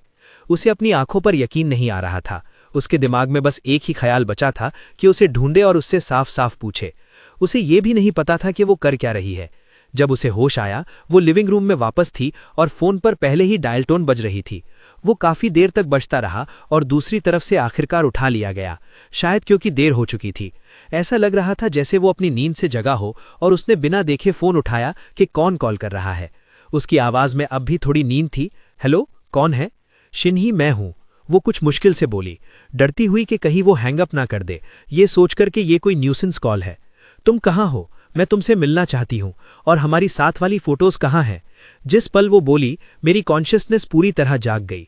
मैंने अपना फोन उठाया और जब मैंने स्क्रीन पर साफ तौर पर 2 वर्ड्स देखे, मैंने एक गहरी सांस ली, मिसकैलकुलेटेड। मैं साइलेंट रहते हुए उसका नंबर ब्लॉक करना भूल गया। दूसरी तरफ से यान शुआंग ने मुसलसल कई बार मेरा नाम पुकारा, जिससे मेरे दिल में डिस्गस्ट की एक लहर उठी। मिस यी, आपकी शादी होने वाली है, आपको एक ज़रूरी डिस्टेंस मेंटेन करनी चाहिए।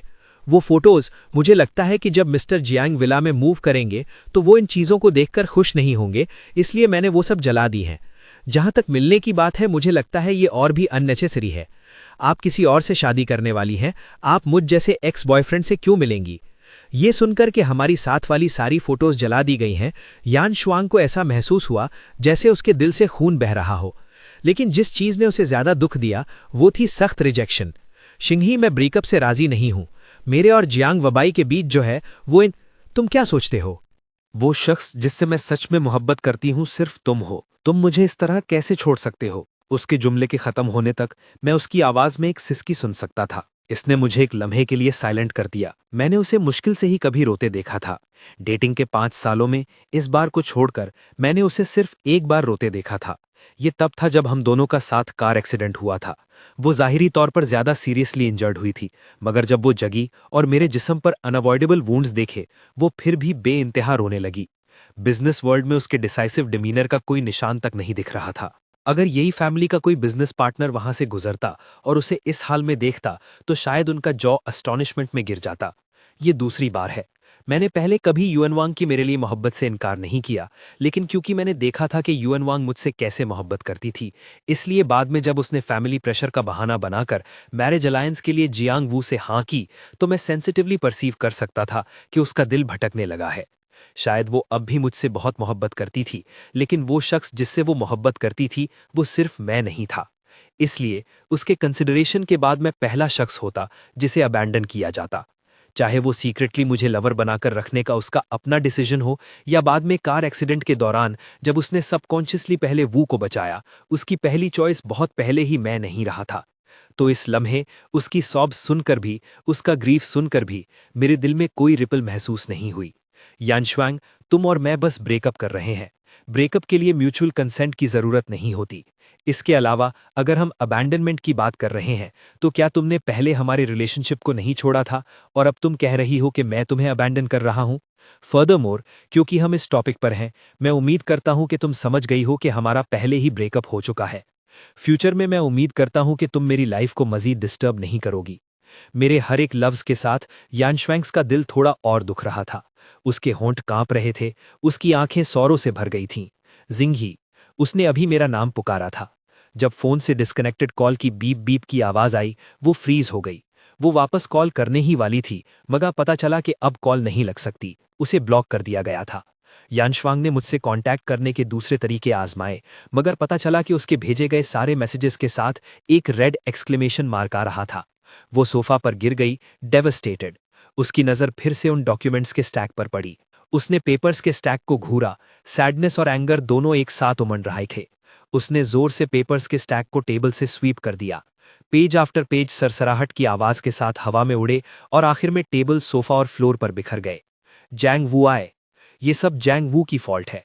अगर उसने ये मैटर जिंगी के सामने ना लाया होता तो वो इतनी अचानक और डिसाइसिवली कैसे छोड़कर जा सकता था? आखिरी पेपर का टुकड़ा उसके सामने गिरा, जिस पर जैंग वू का मुझे भेजा गया आखिरी बोस्टफुल सेंटेंस लिखा था। तो क्या हुआ अगर वो तुमसे मोहब्बत करती है? उसने अभी मुझे किस किया है? बताओ, तुम्हें क्या लगता है कि हम कितनी देर में साथ सोएंगे? उन अल्फाज को घूरते हुए उसकी आंखें भरी थी। काफी देर बाद उसने अचानक एक स्नीयर दी। उसकी स्टैग्नेंट पूल जैसी आंखों में अचानक एक विशियस ग्लिंट आई। जैंग वू आए, मैंने तुम्हें पहले कहा था, वो शख्स जिसे मैं पसंद करती हूं वो सिर्फ जिंग ही होगा।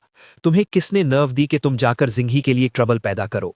अगर तुम्हें शादी करने का इतना ही शौक है तो कैसा रहेगा अगर मैं तुम्हें एक बिग गिफ्ट दूं? कैसा रहेगा?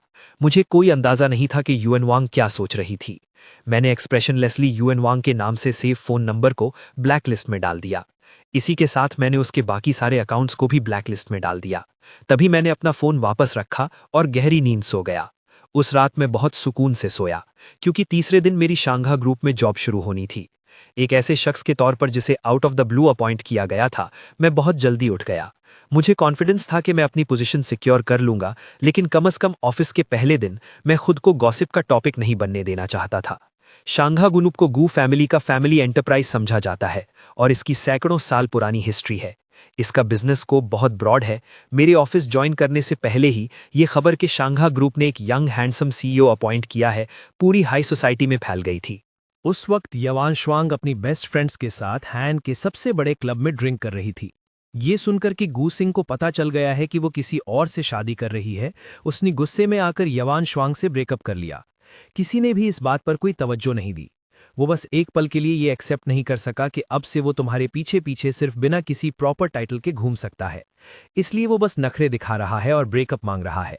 मैंने सुना है उसने हाल ही में अपनी जॉब भी छोड़ दी है। परेशान मत हो, एक बार जब उसके पास पैसे खत्म हो जाएंगे, वो आज नहीं तो कल वापस आ जाएगा, वरना उसके गैम्बलिंग करने वाले बाप और सीरियसली इल माँ का ख्याल कौन रखेगा? सही बात है, मैं उस जैसे कई जिगलोज से मिल चुकी हूँ। क्या वो पहले तुमसे चिपका रहना नहीं चाहता था? अब जब उसका खूबसूरत ख्वाब टूट गया है तो ये नॉर्मल है कि वो इसे एक्सेप्ट नहीं कर पा रहा। ज्यादा से ज्यादा तुम्हें बाद में बस उसे थोड़ा कोक्स करना पड़ेगा। उसके स्टेटस के साथ वो भला तुम्हारा हस्बैंड कैसे बन सकता है? वो बस डे ड्रीमिंग कर रहा था। उसे अपने पीछे ऐसे ही आने देना। जो जिंदगी उसके पास है उसके बारे में तो उसने पहले कभी ख्वाब देखने की हिम्मत भी नहीं की होगी। मेरे बारे में ये मजाक उड़ाते हुए अल्फाज बार बार गूंज रहे थे, मेरे कानों में बज रहे थे। ये सब इतना ज्यादा सुनकर यानश्वांग, जो अपना गम भुलाने के लिए अकेली ड्रिंक कर रही थी, उसे भी ये ग्रेटिंग लगने लगा। उसके एक्सप्रेशन डार्क थे और उसने अपने हाथ में पकड़ा वाइन ग्लास जोर से फेंक दिया। ग्लास टूटने की तेज आवाज गूंजी और उसके टुकड़े हर तरफ फैल गए, जिसकी वजह से शोर वाला माहौल थोड़ा शांत हो गया। अचानक उसकी ठंडी और सख्त आवाज गूंजी, क्या तुम सब ने काफी कह दिया है? बाकी लोग खाली नजरों से उसके एक्सप्रेशन को देखते रहे, कोई रिएक्शन नहीं दिया। किसी को समझ नहीं आया कि वो किस बात पर गुस्सा थी। उसकी बातों से ऐसा लग रहा था जैसे वो मुझे डिफेंड कर रही हो, लेकिन ये पहली बार नहीं था कि उन्होंने मेरे बारे में ऐसी बात की थी। उन्होंने तो कई बार उसके सामने ही ये सब कहा था। यवान श्वांग ने पहले कभी कुछ नहीं कहा था। सही है, तो अब उसका क्या मतलब है? आखिरकार लियू चैन चैन जो उसके सबसे करीब खड़ी थी, उसने तेवरी चढ़ाई और खामोशी तोड़ने के लिए पहले बोली, मगर उसकी बातों में उसके गुस्से का कोई लिहाज नहीं था। वो बस यही समझ रही थी कि वो उनके शोर करने की शिकायत कर रही है। वो 2 बार हल्का सा हंसी। उसकी नज़र यवान श्वांग की तरफ थी, जिसमें मजाक का एक इशारा था। क्या हुआ? क्या सिस्टर श्वांग अब भी नाखुश है?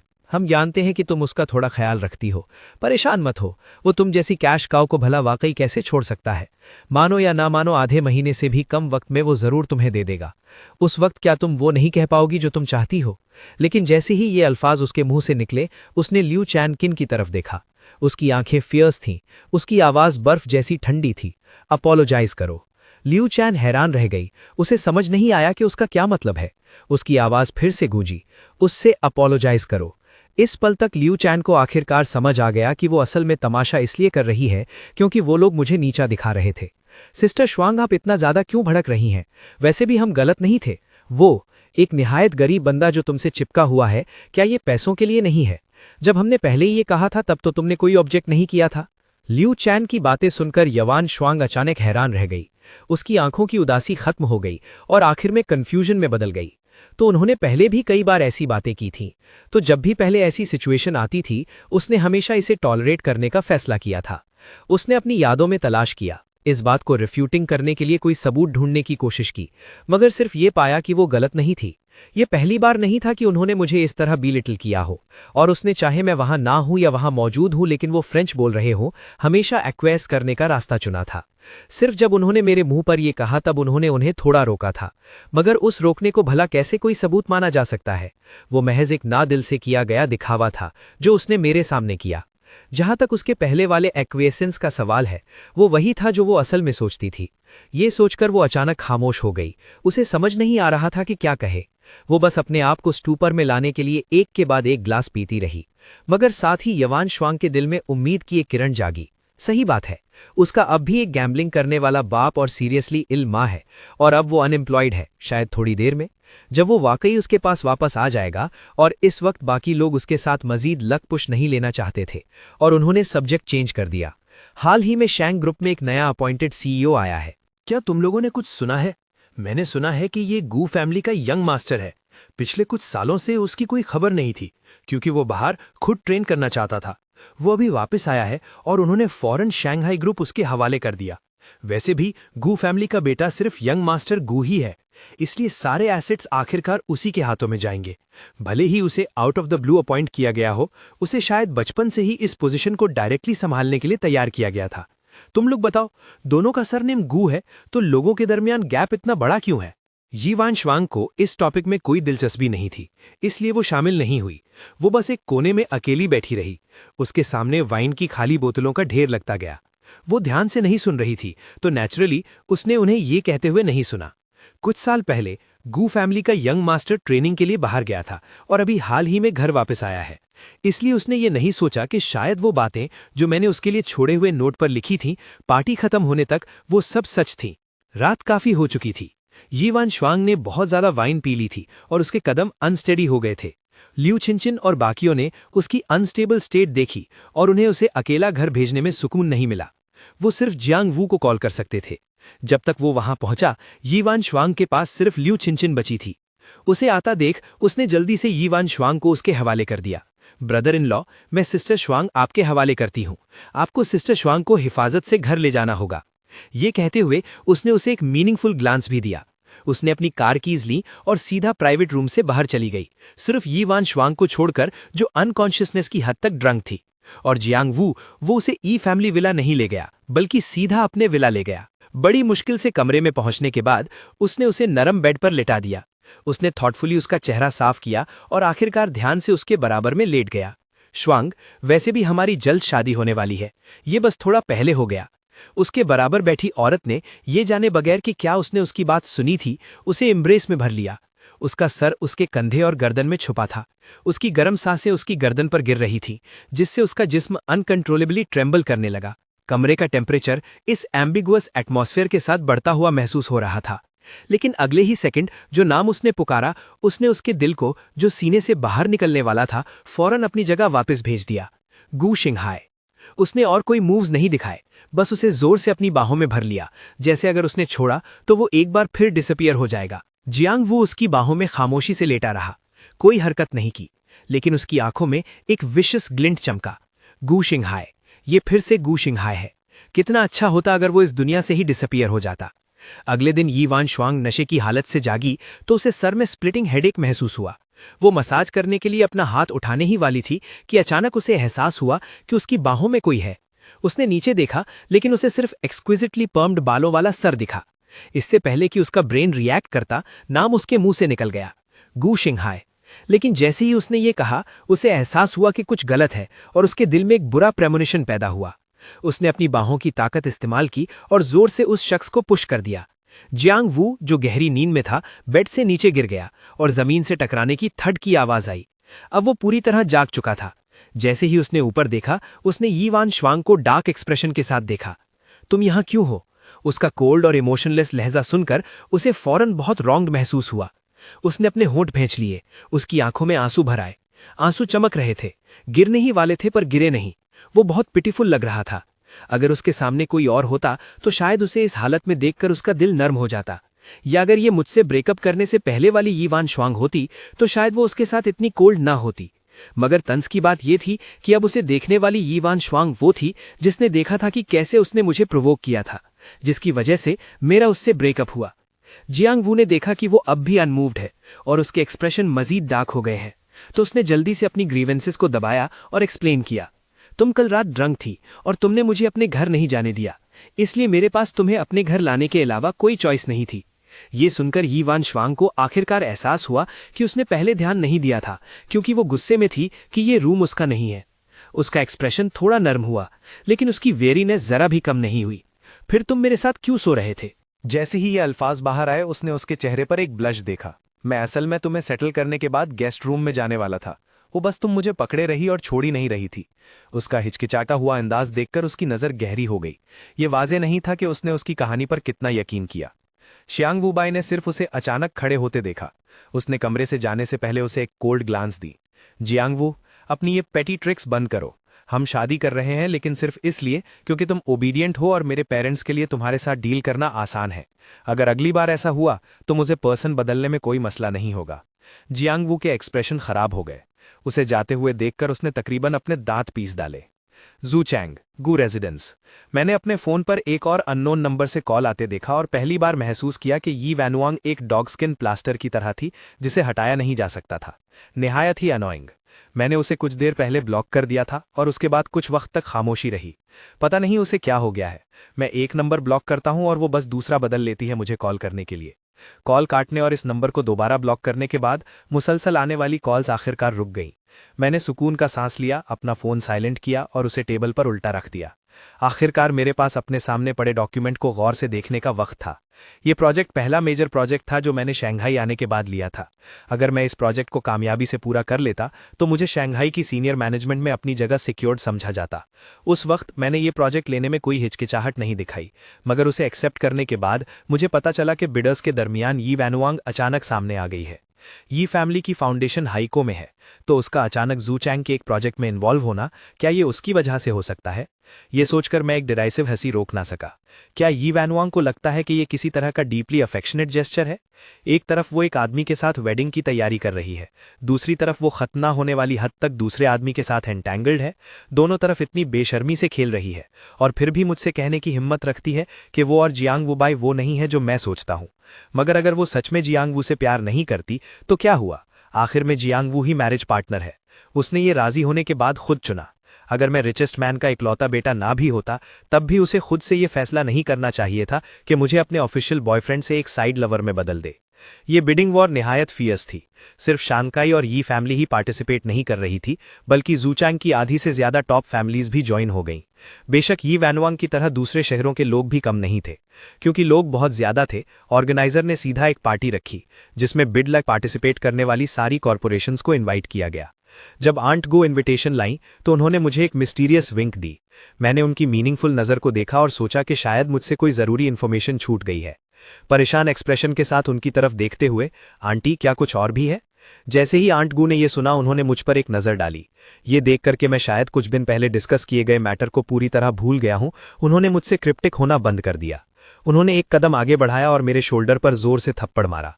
ओ मेरे खुदा, क्या मैंने तुम्हें कुछ देर पहले अपनी फ्रेंड की डॉटर से मिलने का नहीं कहा था? वो लड़की हाल ही में निहायत बिजी थी, उसके पास फ्री टाइम नहीं था। क्या कोइंसिडेंस है, वो भी इस बिडिंग इवेंट में जा रही है। तुम दोनों के लिए साथ जाने का ये एक अच्छा चांस है। ये सुनकर के ये एक ब्लाइंड डेट थी, मैं फौरन ही स्पीचलेस हो गया। ऊपर से इस तरह के मीटिंग ओकेजन पर मुझे समझ नहीं आ रहा था कि हंसूं या रोऊं। आंटी, हम दोनों इस बार बिड में जा रहे हैं, तो क्या इससे हम कॉम्पिटिटर्स नहीं बन जाते, जिन कॉम्पिटिटर्स को बिडिंग वेन्यू पर ब्लाइंड डेट पर भेजा जा रहा है? आप वाकई पहली हैं, मैंने उन्हें थम्स अप देते हुए कहा। मगर आंट गू ने बिल्कुल परवाह नहीं की। तो क्या हुआ? तुम बिजनेस में राइवल्स हो, मगर असली जिंदगी में ऐसा होना जरूरी नहीं है। इसके अलावा अगर तुम पहले मिल लो तो हनी ट्रैप का इस्तेमाल करना भी अच्छा है। मैंने पहले ही इधर उधर से पूछ लिया है। हालांकि उस लड़की ने कभी किसी रिलेशनशिप में नहीं रही, उसने एक बार एक बॉय को पसंद किया था। मैंने सुना है वो बिल्कुल तुम्हारे जैसा टाइप है। जब मैंने ये सुना तो मैं स्टन रह गया। और फिर मुझे वो पिछली बार याद आया, ये जानने के बाद कि मैं उस शख्स के साथ काफी वक्त से फ्रेंड्स था, क्योंकि मैंने फ्रेंड रिक्वेस्ट वाला स्टेप स्किप कर दिया था। बाद में मैं चैट करना भी भूल गया। जैसे जैसे वक्त गुजरा, मैं कुदरती तौर पर इस ब्लाइंड डेट के बारे में भूल गया। अब जब अंकु ने मुझे इस तरह याद दिलाया, मुझे आखिरकार वो शख्स याद आ गया। जिस शख्स को वो पसंद करती है वो मेरे टाइप का है और हम काफी वक्त से फ्रेंड्स हैं। क्या ऐसा हो सकता है कि इस लड़की ने शुरू में मुझे इसी वजह से फ्रेंड बनाया हो? मैंने तेवरी चढ़ाई और मेरा उसके लिए फेवरेबल इंप्रेशन फौरन कुछ पॉइंट्स गिर गया। अब ऐसा लगता है कि वो ऐसी नहीं है जो सच में बॉयफ्रेंड नहीं चाहती, बस कोई ऐसी है जो अपने दिल में बसे शख्स को नहीं छोड़ सकती अगर मैं इस सिचुएशन में इन्वॉल्व हो जाऊं तो। क्या मैं अपनी मर्जी से एक सब्स्टिट्यूट नहीं बन रहा हूंगा? मैंने आंट गू से इस बारे में जिक्र नहीं किया, आखिर उन्हें इस बारे में नहीं पता था। मैंने बस बात टालने के लिए स्माइल किया और इनविटेशन कार्ड ले लिया। जहां तक उस मीटिंग की बात थी जो मेरी आंट ने बताई थी, अब मुझे उसमें कोई इंटरेस्ट नहीं रहा था। मुझे बस इसकी उम्मीद नहीं थी। मैंने सोचा मेरी खामोशी एक पोलाइट रिफ्यूजल थी, लेकिन आंट गूस की नज़रों में ये एक टैसिट अग्रीमेंट बन गई। बिडिंग के दिन वो बिजली की तरह तेज थी और सीधा एक ड्राइवर को गू फैमिली विला के बाहर खड़ा कर दिया। हेलो मिस्टर जू, एक औरत जो चैनल ड्रेस में थी उसने मुझे बाहर आते देखा और तेजी से करीब आई, लेकिन मैं बस उसके सामने खड़ा रहा, एक कदम भी आगे नहीं बढ़ाया। मैंने अभी तक तुम्हारा नाम नहीं पूछा, मैंने बेरुखी से कहा। वो दंग रह गई और अपनी आंखें नीचे कर ली ताकि उनमें मौजूद लोनलीनेस को छुपा सके। वो जवाब देने से पहले एक पल के लिए खामोश रही। मेरा सरनेम सॉन्ग रुअन रुअन है। जवाब मिलने के बाद मैंने उसके साथ स्टैंड ऑफ जारी नहीं रखा। जब उसने दोबारा कार में बैठने का इशारा किया, मैं फर्माबरदारी से पैसेंजर सीट पर बैठ गया जब तक कार का दरवाजा बंद नहीं हो गया। पता नहीं ये गुस्से की वजह से था या किसी और वजह से, मैंने खामोशी से उससे बात करना बंद कर दी। विंडो से बाहर का सीनरी देखते हुए मैंने खुद को लाशऊरी तौर पर 3 वर्ड्स सॉन्ग रुअन रुअन दोहराते हुए पाया। इस नाम का मुझ पर कोई खास इंप्रेशन नहीं था, बस ये अजीब तौर पर फेमिलियर लग रहा था। मैंने खामोशी से अपना सर घुमाकर उसे देखा और पाया कि वो बस ड्राइविंग पर फोकस कर रही थी। मैं कुछ कहना चाहता था लेकिन समझ नहीं आ रहा था कि कैसे शुरू करूं। काफी हेजिटेशन के बाद आखिर में मैंने कुछ नहीं कहा। कार तेजी से बैंक्वेट हॉल के सामने रुक गई। सॉन्ग रुवन रुवन और मैं कार से बाहर निकले। मेरा इरादा सीधा अंदर जाने का था, लेकिन थोड़ा फासला आगे चलने के बाद वो अभी भी पीछे खड़ी थी। मैंने सर घुमाकर देखा तो पाया कि वो वहां डेज्ड एक्सप्रेशन के साथ खाली नजरों से खड़ी थी। क्या हुआ? मैंने हैरत से पूछा। उसने अपने होंठ भींच लिए और सीधा मुझे देखा। दूसरे लोग और उनके डेट्स सब एक दूसरे के आमे नाम अंदर जा रहे थे। पता नहीं क्यों, अगरचे सॉन्ग रुवन रुवन के चेहरे पर कोई रिपल नहीं थी, लेकिन मैं उसके चेहरे पर दुख का एक असर महसूस कर सकता था। मैंने हल्के से अपना गला साफ किया और थोड़ा थोड़ा हिचकिचाते हुए उसके पास गया ताकि मैं उसके साथ आर्म्स लिंक कर सकूं। साथ में हम बैंक्वेट हॉल की तरफ बढ़े। जैसे ही हम दरवाजे के करीब पहुंचे, मैं खुद को पूछने से न रोक सका, क्या हम पहले एक दूसरे को जानते थे? जिस लम्हे उसमें मेरा सवाल सुना, सॉन्ग रुवन रुवन की आंखों में डिसअपॉइंटमेंट की एक झलक गुजरी। इसे सच में मेरे बारे में कुछ याद नहीं है। जैसे ही मैंने सोचा कि वो इस सवाल का जवाब नहीं देगी, उसने एक गहरी सांस ली और खामोशी तोड़ दी। हम हाई स्कूल क्लासमेट्स थे, बस मैं हमेशा वो थी जो कोने में बैठी रहती थी। वो अकेली और खामोश थी, हमेशा क्लास में सबसे आसानी से ओवरलुक होने वाली शख्स। यहाँ तक कि उसके पेरेंट्स द सॉन्ग्स पूरा साल काम में बिजी रहते थे और तब उनके पास उसकी केयर करने का वक्त नहीं था। क्योंकि सॉन्ग रुवन रुवन हर दिन अपनी ही दुनिया में खोई रहती थी, वो बात करने आने वाले क्लासमेट्स को बेरुखी से रिएक्ट करती थी। इसलिए अगरचे वो किसी भी तरह प्लेन लुकिंग नहीं थी, ज्यादा लोगों को वो याद नहीं थी, बिल्कुल मेरी तरह जो अब उसके साथ था। वो मुझे काफी लंबे वक्त से पसंद करती थी, तब से जब मैंने पहली बार उससे बात की थी। उन दूसरों के बरक्स जो बस एक प्रिफंक्टा ग्रीटिंग देते थे और फिर कभी उससे कॉन्टैक्ट नहीं करते थे। और मैं उस वक्त उसकी खामोशी की वजह से उसे इग्नोर नहीं करता था। मसला जो भी हो, जो कुछ भी हो रहा हो, मैं संजीदगी से सब क्लासमेट्स के ओपिनियंस पूछता था, उसे समेत। मैं वो शख्स बन गया जो उसकी जिंदगी में आया, वो जो उससे सबसे ज्यादा बात करता था, वो उसकी जिंदगी की अकेली लाइट भी बन गया। लेकिन बाद में उसने बेशुमार बार अपनी शर्म और खामोशी से नफरत की, जिसने उसे सिर्फ इतनी हिम्मत दी कि ग्रेजुएशन में ईयरबुक में मौजूद अकेली इन्फॉर्मेशन का इस्तेमाल करके मुझे फ्रेंड बनाए। लेकिन उसने एक बार भी मुझसे कॉन्वर्सेशन शुरू नहीं की, क्योंकि उसे लगता था कि उस जैसा ऑर्डिनरी पर्सन मेरे लायक नहीं है। यहाँ तक कि बाद में उसने साइकोलॉजिकल ट्रीटमेंट के दौरान अब्रॉड पढ़ाई की। पहली बार जब उसने मेरे बारे में पूछने की हिम्मत की तो उसे खबर मिली कि मेरी पहले से ही एक गर्लफ्रेंड है। उस वक्त उसने सोचा कि जब तक मैं खुश हूं, मैं उसकी जिंदगी में हमेशा के लिए एक पासर बाय बनकर ठीक रहेगी। उसने करीबन हार मान ली थी, लेकिन फिर उसने खबर सुनी कि मेरी अपनी गर्लफ्रेंड के साथ ब्रेकअप हो गया है। इसलिए वो वापस आ गई।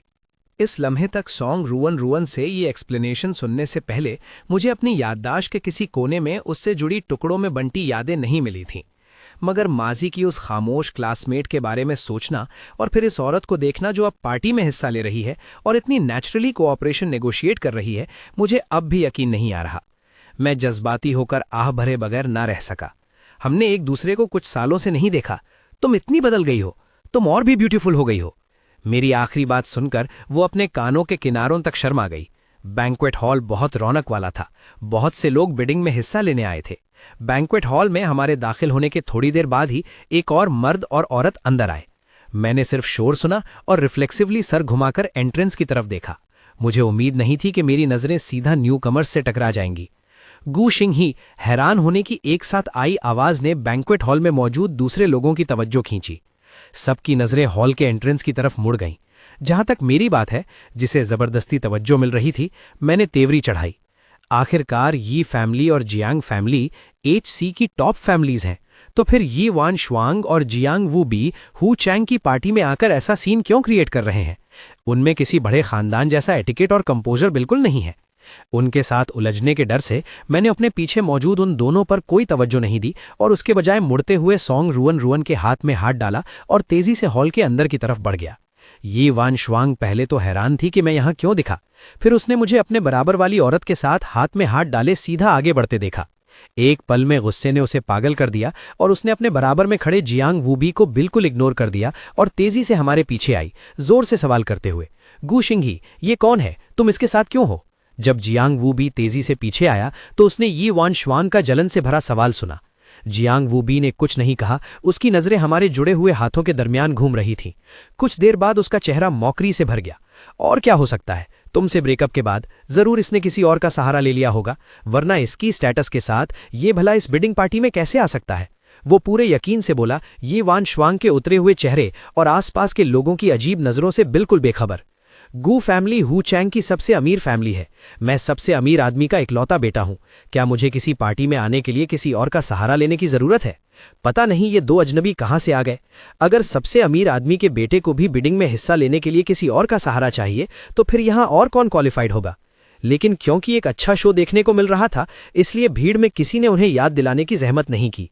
मैंने अभी तेवरी चढ़ाई ही थी कि मेरे बराबर मौजूद सॉन्ग रुवन रुवन का चेहरा ठंडा पड़ गया और उसने हाथ बढ़ाकर यी वान श्वांग की रिस्ट पकड़ ली। अगले ही सेकंड यी वान श्वांग को अपनी रिस्ट पर एक शदीद जोर महसूस हुआ। शायद सॉन्ग रुअन रुअन के अचानक इस मूव की उम्मीद नहीं थी, वो कॉट ऑफ गार्ड हो गई और दर्द से तकरीबन चिल्ला उठी। ये देखते हुए कि वो अब भी मेरा हाथ छोड़ने से इनकार कर रही थी, सॉन्ग रुअन रुअन की इमोशनलेस आवाज गूंजी, लेट गो। उस ठंडी आवाज ने यी वान शुआंग को थरथरा दिया। उसने अपने सामने मौजूद आदमी की तरफ देखा और उसके एक्सप्रेशन और भी खराब हो गए। इस लम्हे उसकी एम्बैरेसमेंट देखकर जियांग वूबी को थोड़ा दुख महसूस हुआ। उसने फौरन सॉन्ग रुअन रुअन की नाक की तरफ इशारा किया और उसे डांटा, क्या तुम जानती हो हम कौन हैं? तुम्हारी हिम्मत कैसे हुई हमारे साथ ऐसा सुलूक करने की? यकीन करो या ना करो, मैं ये यकीनी बनाऊंगा कि तुम्हारा गुजारा आसान ना हो। हालांकि यी वान शुआंग ने कुछ नहीं कहा, मगर उसकी आंखों में मलिशियस चमक देखकर और इस बात से कि उसने एक बार भी जियांग वूबी की बकवास नहीं रोकी, मैं जान गया था कि उसके ख्यालात बिल्कुल जियांग वूबी जैसे ही थे। इस मौके पर मैं स्नियर करते हुए पहले सॉन्ग रुअन रुअन का हाथ थपथपाया और उसे छोड़ने का इशारा किया। अगरचे सॉन्ग रुअन रुअन थोड़ी रिलक्टेंट थी, मगर मुझे सर हिलाते देखकर उसने फर्माबरदारी से छोड़ दिया। हमारा रिएक्शन देखकर यी वान शुआंग के एक्सप्रेशन फाइनली थोड़े बेहतर हुए, यहां तक कि जियांग वूबी को लगा कि हम डर गए हैं और हार मान ली है। उसने एक दिखावटी लुक अपनाया और बोलने ही वाला था कि अगले ही सेकंड मैंने अपना पहना हुआ ब्रोच उतारा और बिना हेजिटेशन के उसके हाथ में चुभो दिया। यी वान शुआंग को अब भी यकीन था कि मैं सच में ऐसा करने की हिम्मत नहीं करूंगा। आखिर मैं उससे इतनी मोहब्बत जो करता था, मैं उसे चोट पहुंचाना कैसे बर्दाश्त कर सकता था? ये जरूर उसे डराने के लिए सिर्फ एक ड्रामा होगा, एक्जिंग ही, मुझे पता है। लेकिन उसने अभी बोलना शुरू ही किया था जब ब्रूच उसके हाथ की पुश्त पर जोर से चुभा, तो उस अचानक होने वाले तेज दर्द ने उसके हाथ की सारी ताकत खत्म कर दी और उसने मुझ पर अपनी पकड़ छोड़ दी। मैंने मौका पाकर पीछे कदम हटाया, जैंग वू के आते हुए पंच से बचा और फिर थप्पड़ की गूंज सुनाई दी, क्योंकि एक थप्पड़ सीधा उसके चेहरे पर, जैंग वू के चेहरे पर लगा। हाथ का एक साफ निशान फौरन उभर आया। उसे अपनी आंखों पर यकीन नहीं आया। उसने कभी सोचा भी नहीं था कि मैं उसे मारने की हिम्मत करूंगा। You Singh he you. उसके शदीद गुस्से के मुकाबले में मेरे एक्सप्रेशन बहुत पुरसुकून थे, जैसे मैंने अभी जैंग वू को थप्पड़ ना मारा हो, बल्कि सिर्फ उन्हें सलाम किया हो। मैंने सॉन्ग रुअन रुआन को एक टिश्यू दिया, फिर इत्मीनान से एक और लिया और अपनी कलाई साफ की। जिस तरह से मैंने उसे देखा वो हिकारत भरा और कुछ हद तक मजाकिया भी था। क्या उसे कोई अहम शख्स होना चाहिए? मेरे लबों पर मौजूद मुस्कुराहट ने यी वान शुआंग की आंखें गुस्से से लाल कर दी, लेकिन उसका सारा गुस्सा मेरे अगले अल्फाज की वजह से आहिस्ता आहिस्ता ठंडा पड़ गया। दो बेवकूफ जो ये जाने बगैर ऑक्शन में आ गए कि उनका राइवल कौन है। बिडिंग राइवल यी वान शुआंग और जैंग वुए बी ने उन डॉक्यूमेंट्स को याद किया जो उन्हें मिले थे, अपने सामने खड़े शख्स को गौर से देखा और आखिरकार सॉन्ग रुएन रुआन का ताल्लुक उन डॉक्यूमेंट्स वाली लड़की से जोड़ लिया, सॉन्ग फैमिली की दूसरी बेटी, वो क्लैन जो सिर्फ अमीर तरीन गुई चेंग के बाद आता है। अगरचे यी और जैंग फैमिलीज हाई चिन में टॉप टियर हैं, वो गू और सॉन्ग फैमिलीज के सामने कुछ भी नहीं है। इस लम्हे शुरू में कहे गए दो अल्फाज लेट गो के अलावा सॉन्ग रुएन रुआन जो अब तक खामोश थी, आखिरकार फिर से बोली, ये पूछने के बजाय कि क्या तुम जानती हो कि तुम कौन हो, तुम्हें अपने बराबर वाले शख्स से पूछना चाहिए कि हम कौन हैं। उन दो अल्फाज ने फौरन यी वान शुआंग और जैंग वुए को हैरान कर दिया। तो उसका मतलब ये था कि सिर्फ वो नहीं बल्कि मैं भी बिडिंग में हिस्सा लेने आया था। दूसरे बिडिंग पार्टिसिपेंट्स यकीनन मैं नहीं था, तो जो अकेला बचा था वो सिर्फ गू फैमिली का यंग मास्टर ही हो सकता था, हु चैंग के सबसे अमीर आदमी का अकेला बेटा। ये महसूस करते ही यी वान शुआंग और जैंग वू के चेहरे अचानक जर्द पड़ गए। इधर उधर देखा तो उनके गिर्द मौजूद हुजूम के चेहरों पर एक अच्छा तमाशा देखने के एक्सप्रेशंस थे। इस वक्त वो दोनों ये कैसे नहीं समझ सकते थे कि वो खुद वो क्लाउन्स हैं जिन्हें देखा जा रहा है। यी वान शुआंग का चेहरा पहले पीला और फिर लाल हो गया और अब उसका ऑक्शन में हिस्सा लेने का कोई इरादा नहीं था। वो जिल्लत के साथ जल्दी से बैंक्वेट हॉल से निकल गई। उसे जाते देखकर जैंग वू ने मुझे नफरत भरी नज़र से देखा और वो भी उसके पीछे भागा। मैंने उसकी नफरत भरी नज़र देखी, लेकिन मैंने उस पर कोई तवज्जो नहीं दी। आखिर ये पहली बार नहीं था कि जैंग वुए बाई ने मुझसे नफरत की हो। जैंग वुए बाई का अकेला सहारा जैंग फैमिली और यी वान शुआंग के साथ वो दिखावे का मैरिज अलायंस है। यी वान शुआंग जैंग वुए बाई के साथ अलायंस मैरिज के लिए उस वक्त राजी हो सकती थी जब वो अभी भी मुझसे मोहब्बत करती थी। तो जब वो फवायद जो जैंग वुए बाई उसे पहुंचा सकता था कम हो जाएंगे, तो वो कुदरती तौर पर किसी और के लिए जैंग वुए बाई को छोड़ देगी। जहां तक जैंग फैमिली का सवाल है, मुझे कुछ करने की जरूरत भी नहीं है जब तक जैंग फैमिली को ये पता चल जाए कि जिस शख्स की जैंग वुए ने तौहीन की है वो गू फैमिली है। उसे छोड़ने वाले सबसे पहले जैंग फैमिली ही होगी। लेकिन फिलहाल मेरे लिए सबसे अहम चीज ही ऑक्शन है। जैसे ही ये ड्रामा खत्म हुआ, ऑर्गेनाइजर आखिरकार सामने आया। उसने उन दोनों पर एक नज़र डाली जो पहले ही गाड़ी में बैठकर अपनी जान बचाकर भाग चुके थे। कुछ नहीं कहा और बस खामोशी से अपने जहन में उनके नाम काट दिए। बिडिंग का अमल संजीदा और ड्रामाई था, लेकिन आखिर में मैंने फिर भी प्रोजेक्ट जीत लिया। वापसी के रास्ते पर अब भी सॉन्ग रुइन रुवान ही थी जो मुझे घर छोड़ने जा रही थी। गाड़ी सीधी चलती रही। इस बार खामोशी तोड़ने वाली सॉन्ग रुइन रुवान थी। क्या तुम अब भी उसे पसंद करते हो? उसने अचानक पूछा और मैं एक लम्हे के लिए दंग रह गया, इससे पहले कि मुझे समझ आता कि वो किसके बारे में बात कर रही है। मैं फौरन खामोश हो गया। तुम इस नतीजे पर कैसे पहुंची? मुझे लगा कि तुम ब्लाइंड डेट के लिए इसलिए राजी हुए क्योंकि तुम्हें पता था कि वो वहां होगी, इसलिए तुम मुझे उसे उकसाने के लिए अपने साथ लाए। आखिरकार जब हम पहली बार मिले थे तो मेरा रवैया बिल्कुल दोस्ताना नहीं था, अगरचे बाद में यी वान शुआंग के लिए मेरा रवैया भी दोस्ताना नहीं था। वो अभी भी ये सोचे बगैर नहीं रह सकी कि कहीं मैं उसे भूल तो नहीं गया, और जब हम पहली बार मिले तो थोड़ा रेजिस्टेंट क्यों था, तो फिर मैं ब्लाइंड डेट के लिए राजी क्यों हुआ। ये मेरी आंट का सजेशन था, मैं बस देखने चला गया। लेकिन मेरी ये आदत नहीं कि एक इंसान के लिए तड़पूं और दूसरे के करीब हो जाऊं। पार्टनर के लिए मेरी रिक्वायरमेंट लॉयल्टी है, इसलिए मैं खुद को भी इसी स्टैंडर्ड पर रखता हूं। शायद पार्टी में जो कुछ हुआ उसकी वजह से हम करीब आ गए। मैंने अब बहुत पेशेंस से उसके सवाल का जवाब दिया। हम दोनों ने स्मॉल टॉक की और कार जल्द ही गू फैमिली मैंशन के सामने रुक गई। मैंने उसे गुड बाय कहते हुए हाथ हिलाया, फिर मुड़ा और मैंशन के अंदर चल दिया। जैसे ही मैं दरवाजे के करीब पहुंचा, मेरे कदम अचानक रुक गए। मैंने मुड़कर पीछे देखा तो पाया कि उसकी कार अभी भी उसी जगह खड़ी थी और स्टार्ट होने का कोई साइन नहीं दिखा रही थी। मैं वापस उसकी तरफ गया और कार विंडो ठीक वक्त पर नीचे हुई। उसने अपनी पलकें झपकाईं और मेरी तरफ थोड़ी डेज्ड और कंफ्यूज्ड एक्सप्रेशन के साथ देखा। मिस्टर गू, क्या कुछ और बात है? हम क्लासमेट्स हैं, इतना फॉर्मल होने की ज़रूरत नहीं है। अब से तुम मुझे बस एग्जिंग ही बुला सकती हो। उसके बात करने के अंदाज में हेजिटेशन महसूस करते हुए मैं मुस्कुराया। लेकिन मैं ब्लाइंड डेट के लिए सिर्फ अपनी आंट की वजह से राजी हुआ था। मेरा असल में किसी नए रिलेशनशिप को शुरू करने का कोई इरादा नहीं था। तो अभी के लिए हम बस एक दूसरे को फ्रेंड्स की तरह ट्रीट करते हैं। ये कहने के बाद मैंने उसे फिर से हाथ हिलाया और सच में एक नॉर्मल फ्रेंड की तरह ग्रीट किया। Drive home safely. Mansion gate के पीछे मेरा साया आहिस्ता आहिस्ता गायब होते देखकर उसके चेहरे पर एक हल्की सी मुस्कुराहट आ गई। सॉन्ग रुआन रुआन ने इतने सालों तक इंतजार किया है, उसे यकीनन थोड़ा और इंतजार करने में कोई मसला नहीं है। जैसा कि मैंने कहा, अभी के लिए हम सिर्फ फ्रेंड्स हैं। इसके अलावा स्ट्रेंजर्स से फ्रेंड्स बनकर वो उस रात बहुत कंटेंट थी। हाई चेंग में उन दो लोगों के बरक्स जो सारी रात करवटें बदलते रहे, सॉन्ग रुआन रुआन और मैं दोनों बहुत सुकून से सोए। अगली सुबह तक मेरी आंख नहीं खुली जब तक मेरे फ़ोन की कंटिन्यूस रिंगिंग ने मुझे जगा नहीं दिया। मैंने ग्रॉगी आंखें खोली तो देखा कि मेरा सोशल मीडिया अकाउंट लोगों की फ्लडिंग से क्रैश हो चुका था। नोटिफिकेशन की आवाज़ें आती जा रही थीं और एक सरसरी नज़र डालने पर पता चला कि वो सब मलीशियस इंसल्ट्स थीं। तभी हाई चेंग के एक नंबर से कॉल आई। मैंने कॉल उठाई और पता चला कि वो एक फ्रेंड था जिसे मैं हाई चेंग में कई सालों से जानता था। एग्जिंग, क्या तुमने ऑनलाइन टॉक देखी है? ये नेटिजन्स इतने फिकल हैं कि जो भी कोई कहे उस पर यकीन कर लेते हैं। वो तो यहाँ तक र्यूमर्स फैला रहे हैं कि रिचेस्ट मैन का बेटा किसी और का थर्ड व्हील है। तुम्हें जल्द ही इसे क्लैरिफाई करना चाहिए ताकि जिन लोगों ने तुम्हें स्लैंडर किया है उन्हें उनकी डिजर्व की हुई पनिशमेंट मिल सके। जैंग जुन ने सांस लेने तक का वक्त नहीं लिया और अल्फाज की बौछार कर दी। उसकी रैपिड ब्रीदिंग साफ बता रही थी कि वो कितना गुस्से में था। उसकी एक्सप्लेनेशन सुनकर मुझे आखिरकार सारी स्टोरी समझ आ गई।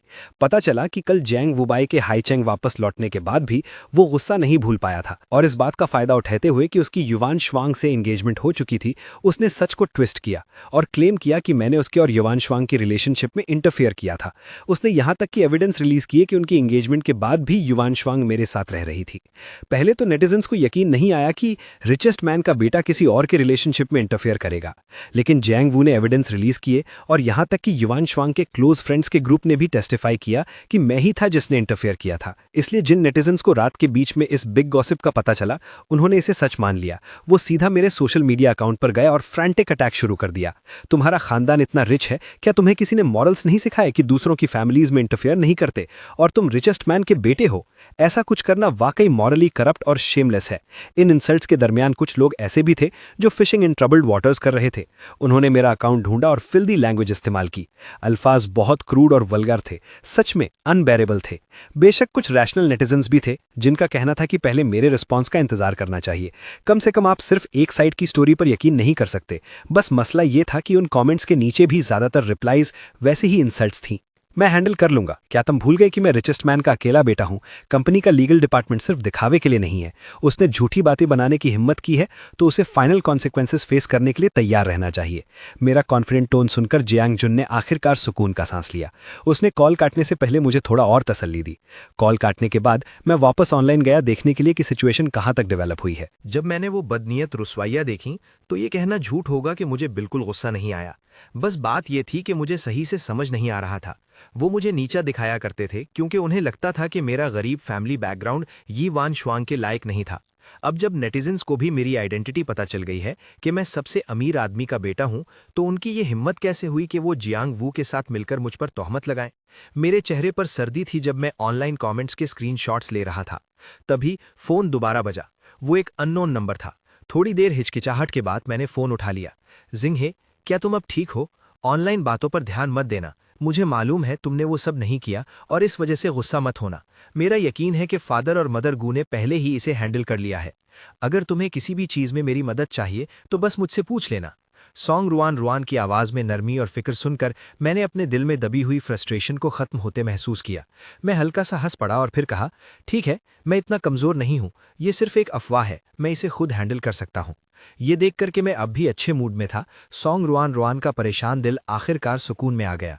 वो फ़ोन रखना नहीं चाहती थी, लेकिन उसे समझ नहीं आ रहा था कि इस वक्त वो मज़ीद क्या कह सकती है। लाइन के दोनों तरफ एक लंबी खामोशी छा गई। फ़ोन स्क्रीन के जरिए उस तवील खामोशी में ऐसा लग रहा था कि हम एक दूसरे की हल्की सांसें भी सुन सकते हैं। आखिर में मैंने ही इस खामोशी को तोड़ने की पहल की। सॉन्ग रुआन रुआन, शुक्रिया। हालांकि मुझे उन बेबुनियाद अफवाहों से कोई फ़र्क नहीं पड़ेगा। तुम्हारी फ़िक्र के लिए शुक्रिया। मैंने खामोशी से आखिरी जुमला अपने दिल में कहा और फिर जल्दी से फ़ोन रख दिया। दूसरी तरफ सॉन्ग रुआन रुआन ने डिस्कनेक्ट हुआ फ़ोन पकड़ा हुआ था, बस ये महसूस करते हुए कि वक्त कितनी जल्दी गुजर गया। काश के वक्त हमेशा के लिए उसी लम्हे पर रुक जाता। बिल्कुल इसी तरह लाइन के दोनों सिरों पर दो लोग एक पुरसुकून दुनिया में खामोशी से एक दूसरे की सांसें सुन रहे थे। उसके लिए इतना ही काफ़ी था। जब फादर और मदर गू ने पहली बार सुना कि मुझे साइबर बुली किया जा रहा है तो उन्हें इतना गुस्सा आया कि वो ज़ोर ज़ोर से कोसने लगे। वो तकरीबन खुद यी वान शुआंग और जियांग वू और उनके बदमाश दोस्तों के गैंग को ढूंढने निकल गए थे लड़ाई शुरू करने के लिए। एक हरामी और एक, उन्हें वाकई अपनी लिमिट्स का नहीं पता। मेरे बेटे पर तोहमत लगाने की हिम्मत, सच में एक नया पैदा हुआ बछड़ा शेर से नहीं डरता। हमारी गू फैमिली को उकसाने की हिम्मत। मदर गू ने फादर गू की बातें सुनकर सीधा अपनी आंखें घुमाई। कैसा नया पैदा हुआ बछड़ा? मेरी नज़र में वो बस एक जोड़ा है। मुझे फादर और मदर गू का गुस्सा ठंडा करने में बहुत मुश्किल हुई। उन्हें ऐसे देखकर मुझे समझ नहीं आ रहा था कि हंसूं या रोऊं। ठीक है मॉम, डैड, फिक्र ना करें, मैं उन्हें बिना वजह खुद पर हावी नहीं होने दूंगा। उन्होंने बातें बनाने की हिम्मत की है तो उन्हें कीमत चुकाने के लिए तैयार रहना चाहिए। Jiang family residence. Hi Chengeng. Yi Wan शुआंग का चेहरा उदास था जब उसने बुरी तरह रोते हुए जियांग वू को देखा। उसकी आंखों में सिर्फ नफरत बची थी। क्या मैंने तुमसे नहीं कहा था कि बेहतर होगा तुम अपनी इन छोटी चालाकियों से बाज आ जाओ? मैंने पहले सोचा था कि तुम अभी भी कुछ काम के हो और तुम्हें अपने पास रखने का प्लान किया था। तुम वाकई बहुत निगर हो। ली यू चान और दूसरों से सीधा राब्ता करना, जिंग हे पर तोहमत लगाने के लिए। लगता है मैं तुम्हारे साथ ज़्यादा ही नरम रही हूँ। उसने उसका चिन दबाया और उसे ऊपर देखने पर मजबूर किया। वो अपना सर हिलाता रहा लेकिन उसे उस पर तरस नहीं आया। यी वान शुआंग, वो साफ तौर पर सबसे अमीर आदमी का बेटा है, फिर भी उसने 5 साल तक तुमसे ये छुपाया, ये दावा करते हुए कि उसकी फैमिली गरीब थी। अब हमने उसे नाराज कर दिया है। क्या तुम्हें वाकई लगता है कि उसके दिल में अब भी तुम्हारे लिए जज्बात हैं? इससे पहले कि वो बाद में बदला ले, क्यों ना हम मिलकर गू फैमिली को पूरी तरह नीचा दिखा दें? उसकी बातें सुनकर यी वान शुआंग के हाथ की पकड़ आखिरकार थोड़ी ढीली हुई। सही बात है, वो साफ तौर पर सबसे अमीर आदमी का बेटा है, फिर भी उसने 5 साल तक उससे ये छुपाया। अगर उसे पहले पता होता कि वो सबसे अमीर आदमी का बेटा है तो उसे किसी और के साथ मैरिज अलायंस करने की ज़रूरत नहीं पड़ती। उसने उसकी बनाई हुई झूठी आइडेंटिटी को कभी कमतर नहीं समझा था और यहाँ तक कि उसे अपने साथ रखने के लिए भी तैयार थी। लेकिन उसका क्या? उसने इस मौके का फ़ायदा उठाया उसे पूरी तरह छोड़ने के लिए, और यहाँ तक कि उसे इतना बड़ा नुकसान पहुँचाया। तो वो क्यों उसके नोबल स्टेटस की हिफाजत करे? बस उसे भी अपने साथ गिरने दे और फिर इंतज़ार करे जब तक उसके पास कोई रास्ता न बचे। क्या ये बेहतर नहीं होगा अगर वो वापस आए और उस पर रिलाई करना पड़े? आखिरकार जब वो गया था उसने उन दोनों से जुड़ी हर चीज़ फेंक दी या जला दी थी। सब जला दिया था। जब तक वो मजबूती से पकड़े रखेंगे और छोड़ेंगे नहीं, क्या उस पर थर्ड व्हील का ठप्पा नहीं लग जाएगा? ये वान शुआंग ने जियांग वू के चिन से अपनी पकड़ छोड़ दी और जब उसने उसे देखा तो आखिरकार उसकी आंखों में थोड़ी सी इत्मीनान की झलक थी। फिर तुम्हें मजीद मेहनत करनी होगी। तुम्हें उसे उसके अमीर तरीन के पोजीशन से पूरी तरह नीचे खींच लेना होगा। बोलने के बाद वो मजीद नहीं रुकी, बल्कि मुड़ी और जियांग वू का मैंशन छोड़कर चली गई। कार इंजन की गरज दूर होती गई और जियांग वू की आंखों में नफरत गहरी हो गई। जो उसने किया वो कोई जज्बाती काम नहीं था। इस बार हुआ सांग से वापस आने के बाद से, ये जानते हुए कि उसने बिड खराब कर दी थी और सबसे अमीर आदमी के बेटे को भी नाराज कर दिया था, जियांग फैमिली ने फैसलाकुन तरीके से जियांग वू को छोड़ दिया। वो असल में यी वान श्वांग के साथ शादी पर रिलाई करना चाहता था ताकि जियांग फैमिली में अपनी पोजीशन महफूज कर सके। लेकिन जैसे ही उसने इसका जिक्र किया, फादर और मदर जियांग ने उसके चेहरे पर थप्पड़ मार दिया। तुम अभी भी यी वान श्वांग से शादी का जिक्र करने की हिम्मत करते हो? वो आज ही वापस आई थी हमसे मिलने और एंगेजमेंट खत्म करने के लिए। तुम एक औरत को भी संभाल नहीं सकते। तुम खुद ही बताओ, आखिर तुम्हारा काम क्या है? तभी जांग वूबी को एहसास हुआ कि उसे सब ने अबैंडन कर दिया है। मगर क्यों गुग? तुम्हारी वजह से मुझे जियांग फैमिली ने अबैंडन कर दिया और युआन शुआंग ने मुझसे नफरत की। किस बुनियाद पर तुम अब भी अपनी ऊंची कुर्सी से मुझे हकीर समझते हो? उसने अपनी सारी रिजेंटमेंट मुझ पर निकाल दी। लियू चियन चियन और युआन शुआंग को साथ घसीटते हुए, एक गैम्बल खेलते हुए, एक आखिरी स्ट्रगल की उम्मीद में।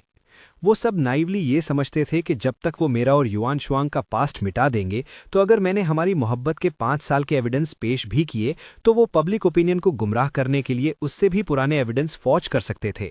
जब तक मैंने सीधा 2 सर्वेलेंस वीडियो क्लिप्स और वो चैट हिस्ट्री रिलीज नहीं कर दी जो जांग वुबाई ने उस वक्त मुझे प्रवोक करने के लिए भेजी थी। वीडियो 1 महीना पुरानी कॉन्वर्सेशन थी जब उन्होंने मेरे सामने ही किसी फॉरेन लैंग्वेज में बात की थी। अगरचे कैमरा में लोगों की आवाज़ें थोड़ी डिस्टॉर्टेड थीं, मगर उनकी बातों का मतलब फिर भी बिल्कुल क्लियरली कन्वे हो रहा था। युआन शुआंग ने मेरी पीठ पीछे किसी और से एंगेजमेंट कर ली थी और यहां तक कि लव के नाम पर मुझे अपने पास एक लवर के तौर पर रखने का प्लान बनाया था। रेस्टरूम के बाहर जांग वुबाई का मुझसे कन्फ्रंट करने का एक और सर्विलेंस वीडियो था। वीडियो में तुम क्लियरली सुन सकते हो जब मैंने कहा कि मैं और युआन शुआंग 5 साल से डेटिंग कर रहे थे। तो अगर हम बात करें कि थर्ड व्हील कौन था, तो वो जांग वुबाई ही था। वो हेल्पलेसली गुस्सा होने के अलावा इस बात को रिफ्यूट नहीं कर सका। अगर मैं वाकई थर्ड व्हील होता तो जांग वुबाई की पर्सनैलिटी जैसी है, वो उसे उसी वक्त रिफ्यूट कर देता। प्लस जो बातें उसने बाद में आकर कहीं ऑफिशियल बॉयफ्रेंड के सामने शो ऑफ करते हुए, तुम उसे कैसे भी देखो वो ऐसी बात नहीं लगती जो रॉन्ग्ड पार्टी कहेगी। इसके बजाय ये उस लॉजिक की तरह है कि जिससे लव नहीं किया जाता वही थर्ड व्हील होता है। रियलिटी में वो खुद जानता था कि वही इंट्रूड करने वाला था, इसीलिए उसने ऐसी बातें कहीं। टेबल्स फौरन पलट गईं। नेटिजन्स ने पहले जितना बुरा मुझे कर्ज किया था, अब बैकलैश भी उतना ही स्ट्रांग था। युआन शुआंग और जांग वुबाई को भी उतनी ही बुरी तरह कर्ज किया जा रहा था। जब सेल्फ प्रोक्लेम्ड जस्टिस के मुहाफिज युआन शुआंग और जांग वुबाई के वेबो पर टूट पड़े उन्हें वाइल्डली कर्ज करने के लिए, मैंने सीधा उन नेटिजन्स पर लॉ सूट फाइल कर दिया जिन्होंने मुझे कमेंट्स में मुझे कर्ज किया था और बहुत से लाइक्स लिए थे। उनके साथ उन पर भी जिन्होंने मुझे स्लैंडर करने का मौका ढूंढा था, और साथ ही जांग वुबाई और युआन शुआंग के फ्रेंड्स ग्रुप पर भी। उन सब को सू कर दिया गया। मैंने खुद फॉलोअप नहीं किया कि आगे क्या हुआ, मगर शिंगजी के लीगल डिपार्टमेंट को इसे हैंडल करने की फुल अथॉरिटी दे दी। जब मैंने दोबारा अपने सोशल मीडिया अकाउंट पर लॉगिन किया तो कमेंट सेक्शन आखिरकार काफी क्लीन था। ओकेजनली जो चंद क्लाउन सामने आते उन्हें फौरन म्यूट कर दिया जाता। म्यूट पीरियड खत्म होने का इंतजार करने के बाद जैसे ही वो अपनी वाइल्ड टॉक जारी रखने वाले होते, उन्हें अपने इनबॉक्स में कोर्ट समन्स मिल जाता। इस बार वो आखिरकार पूरी तरह बिहेव करने लगे। जहां तक वेल इंटेंशन्ड और कंफर्टिंग कमेंट्स की बात थी, मैंने एक अलग वेबो पोस्ट डाला। आसमान का जाल वसी है, अगरचे इसका मैश बड़ा है, कुछ भी इससे बच नहीं सकता। सिर्फ गिल्टी कॉन्शियंस वाले ही र्यूमर से डरते हैं। जहां तक मेरी बात है, मैं सिर्फ अपने लेजिटिमेट राइट्स को प्रोटेक्ट करने के लिए लॉ का इस्तेमाल करता हूं। जांग वुबाई को पूरी तरह अबैंडन कर दिया गया था। मैंने बाद में होने वाले वाकयात पर ज्यादा ध्यान नहीं दिया।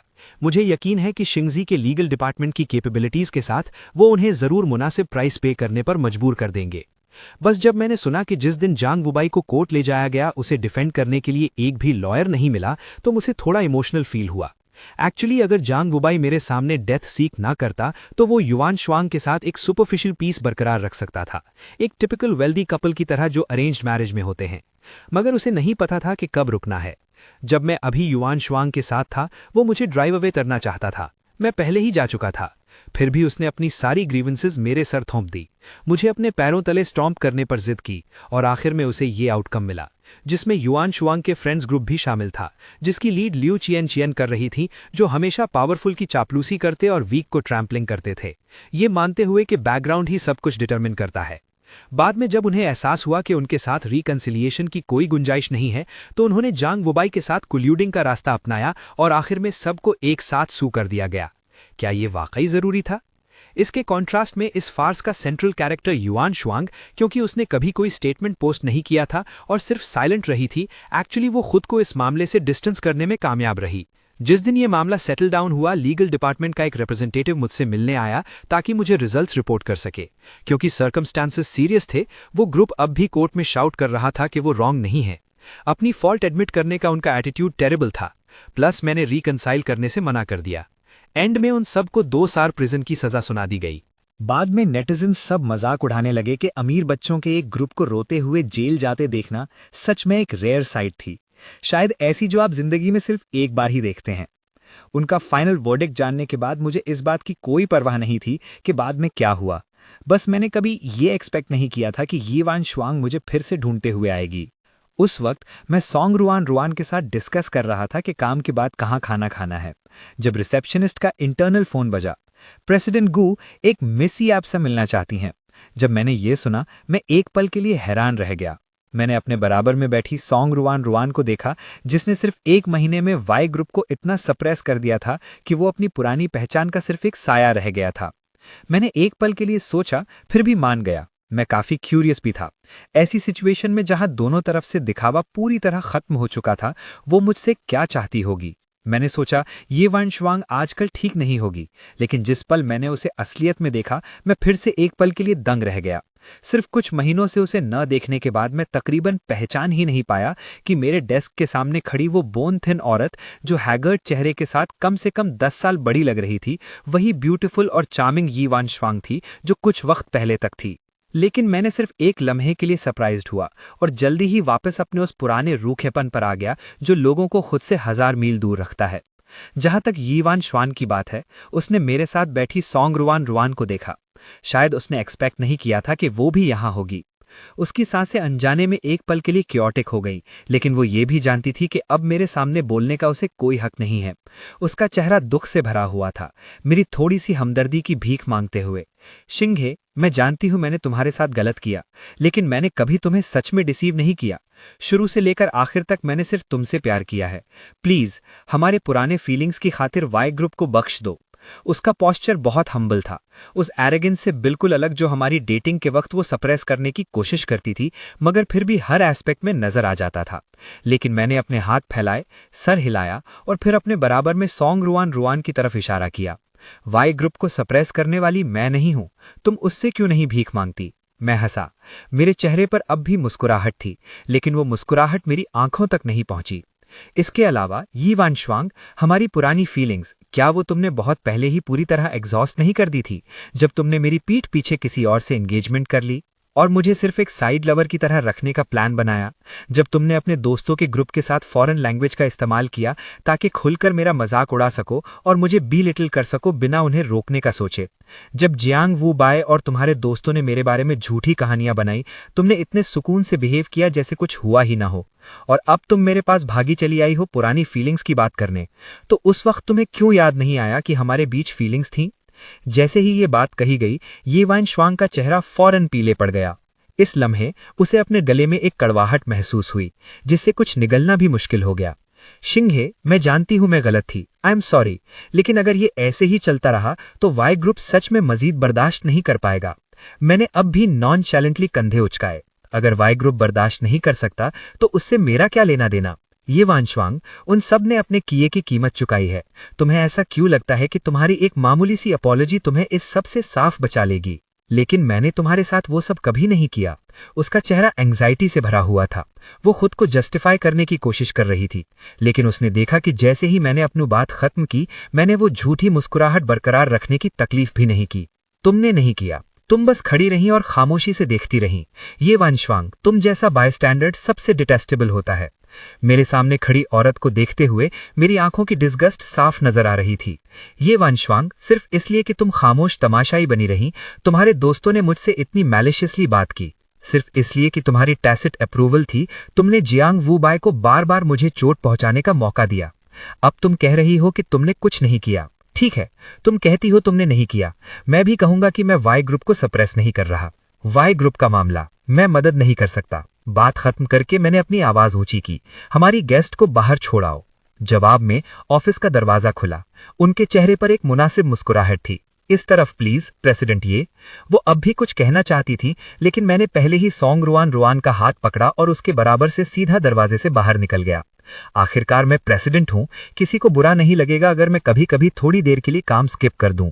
जहां तक ऑफिस में मौजूद शख्स की बात है, कोई उसे बाहर देख रहा होगा तो कोई मसला नहीं होगा। तो हमें क्या खाना चाहिए? वेस्टर्न फूड या घर का बना खाना? मैंने काफी वक्त से नहीं खाया, मुझे थोड़ी घर के बने खाने की क्रेविंग हो रही है, तो घर का बना खाना ही सही फिर। ये तुम्हारी बात मानेगा?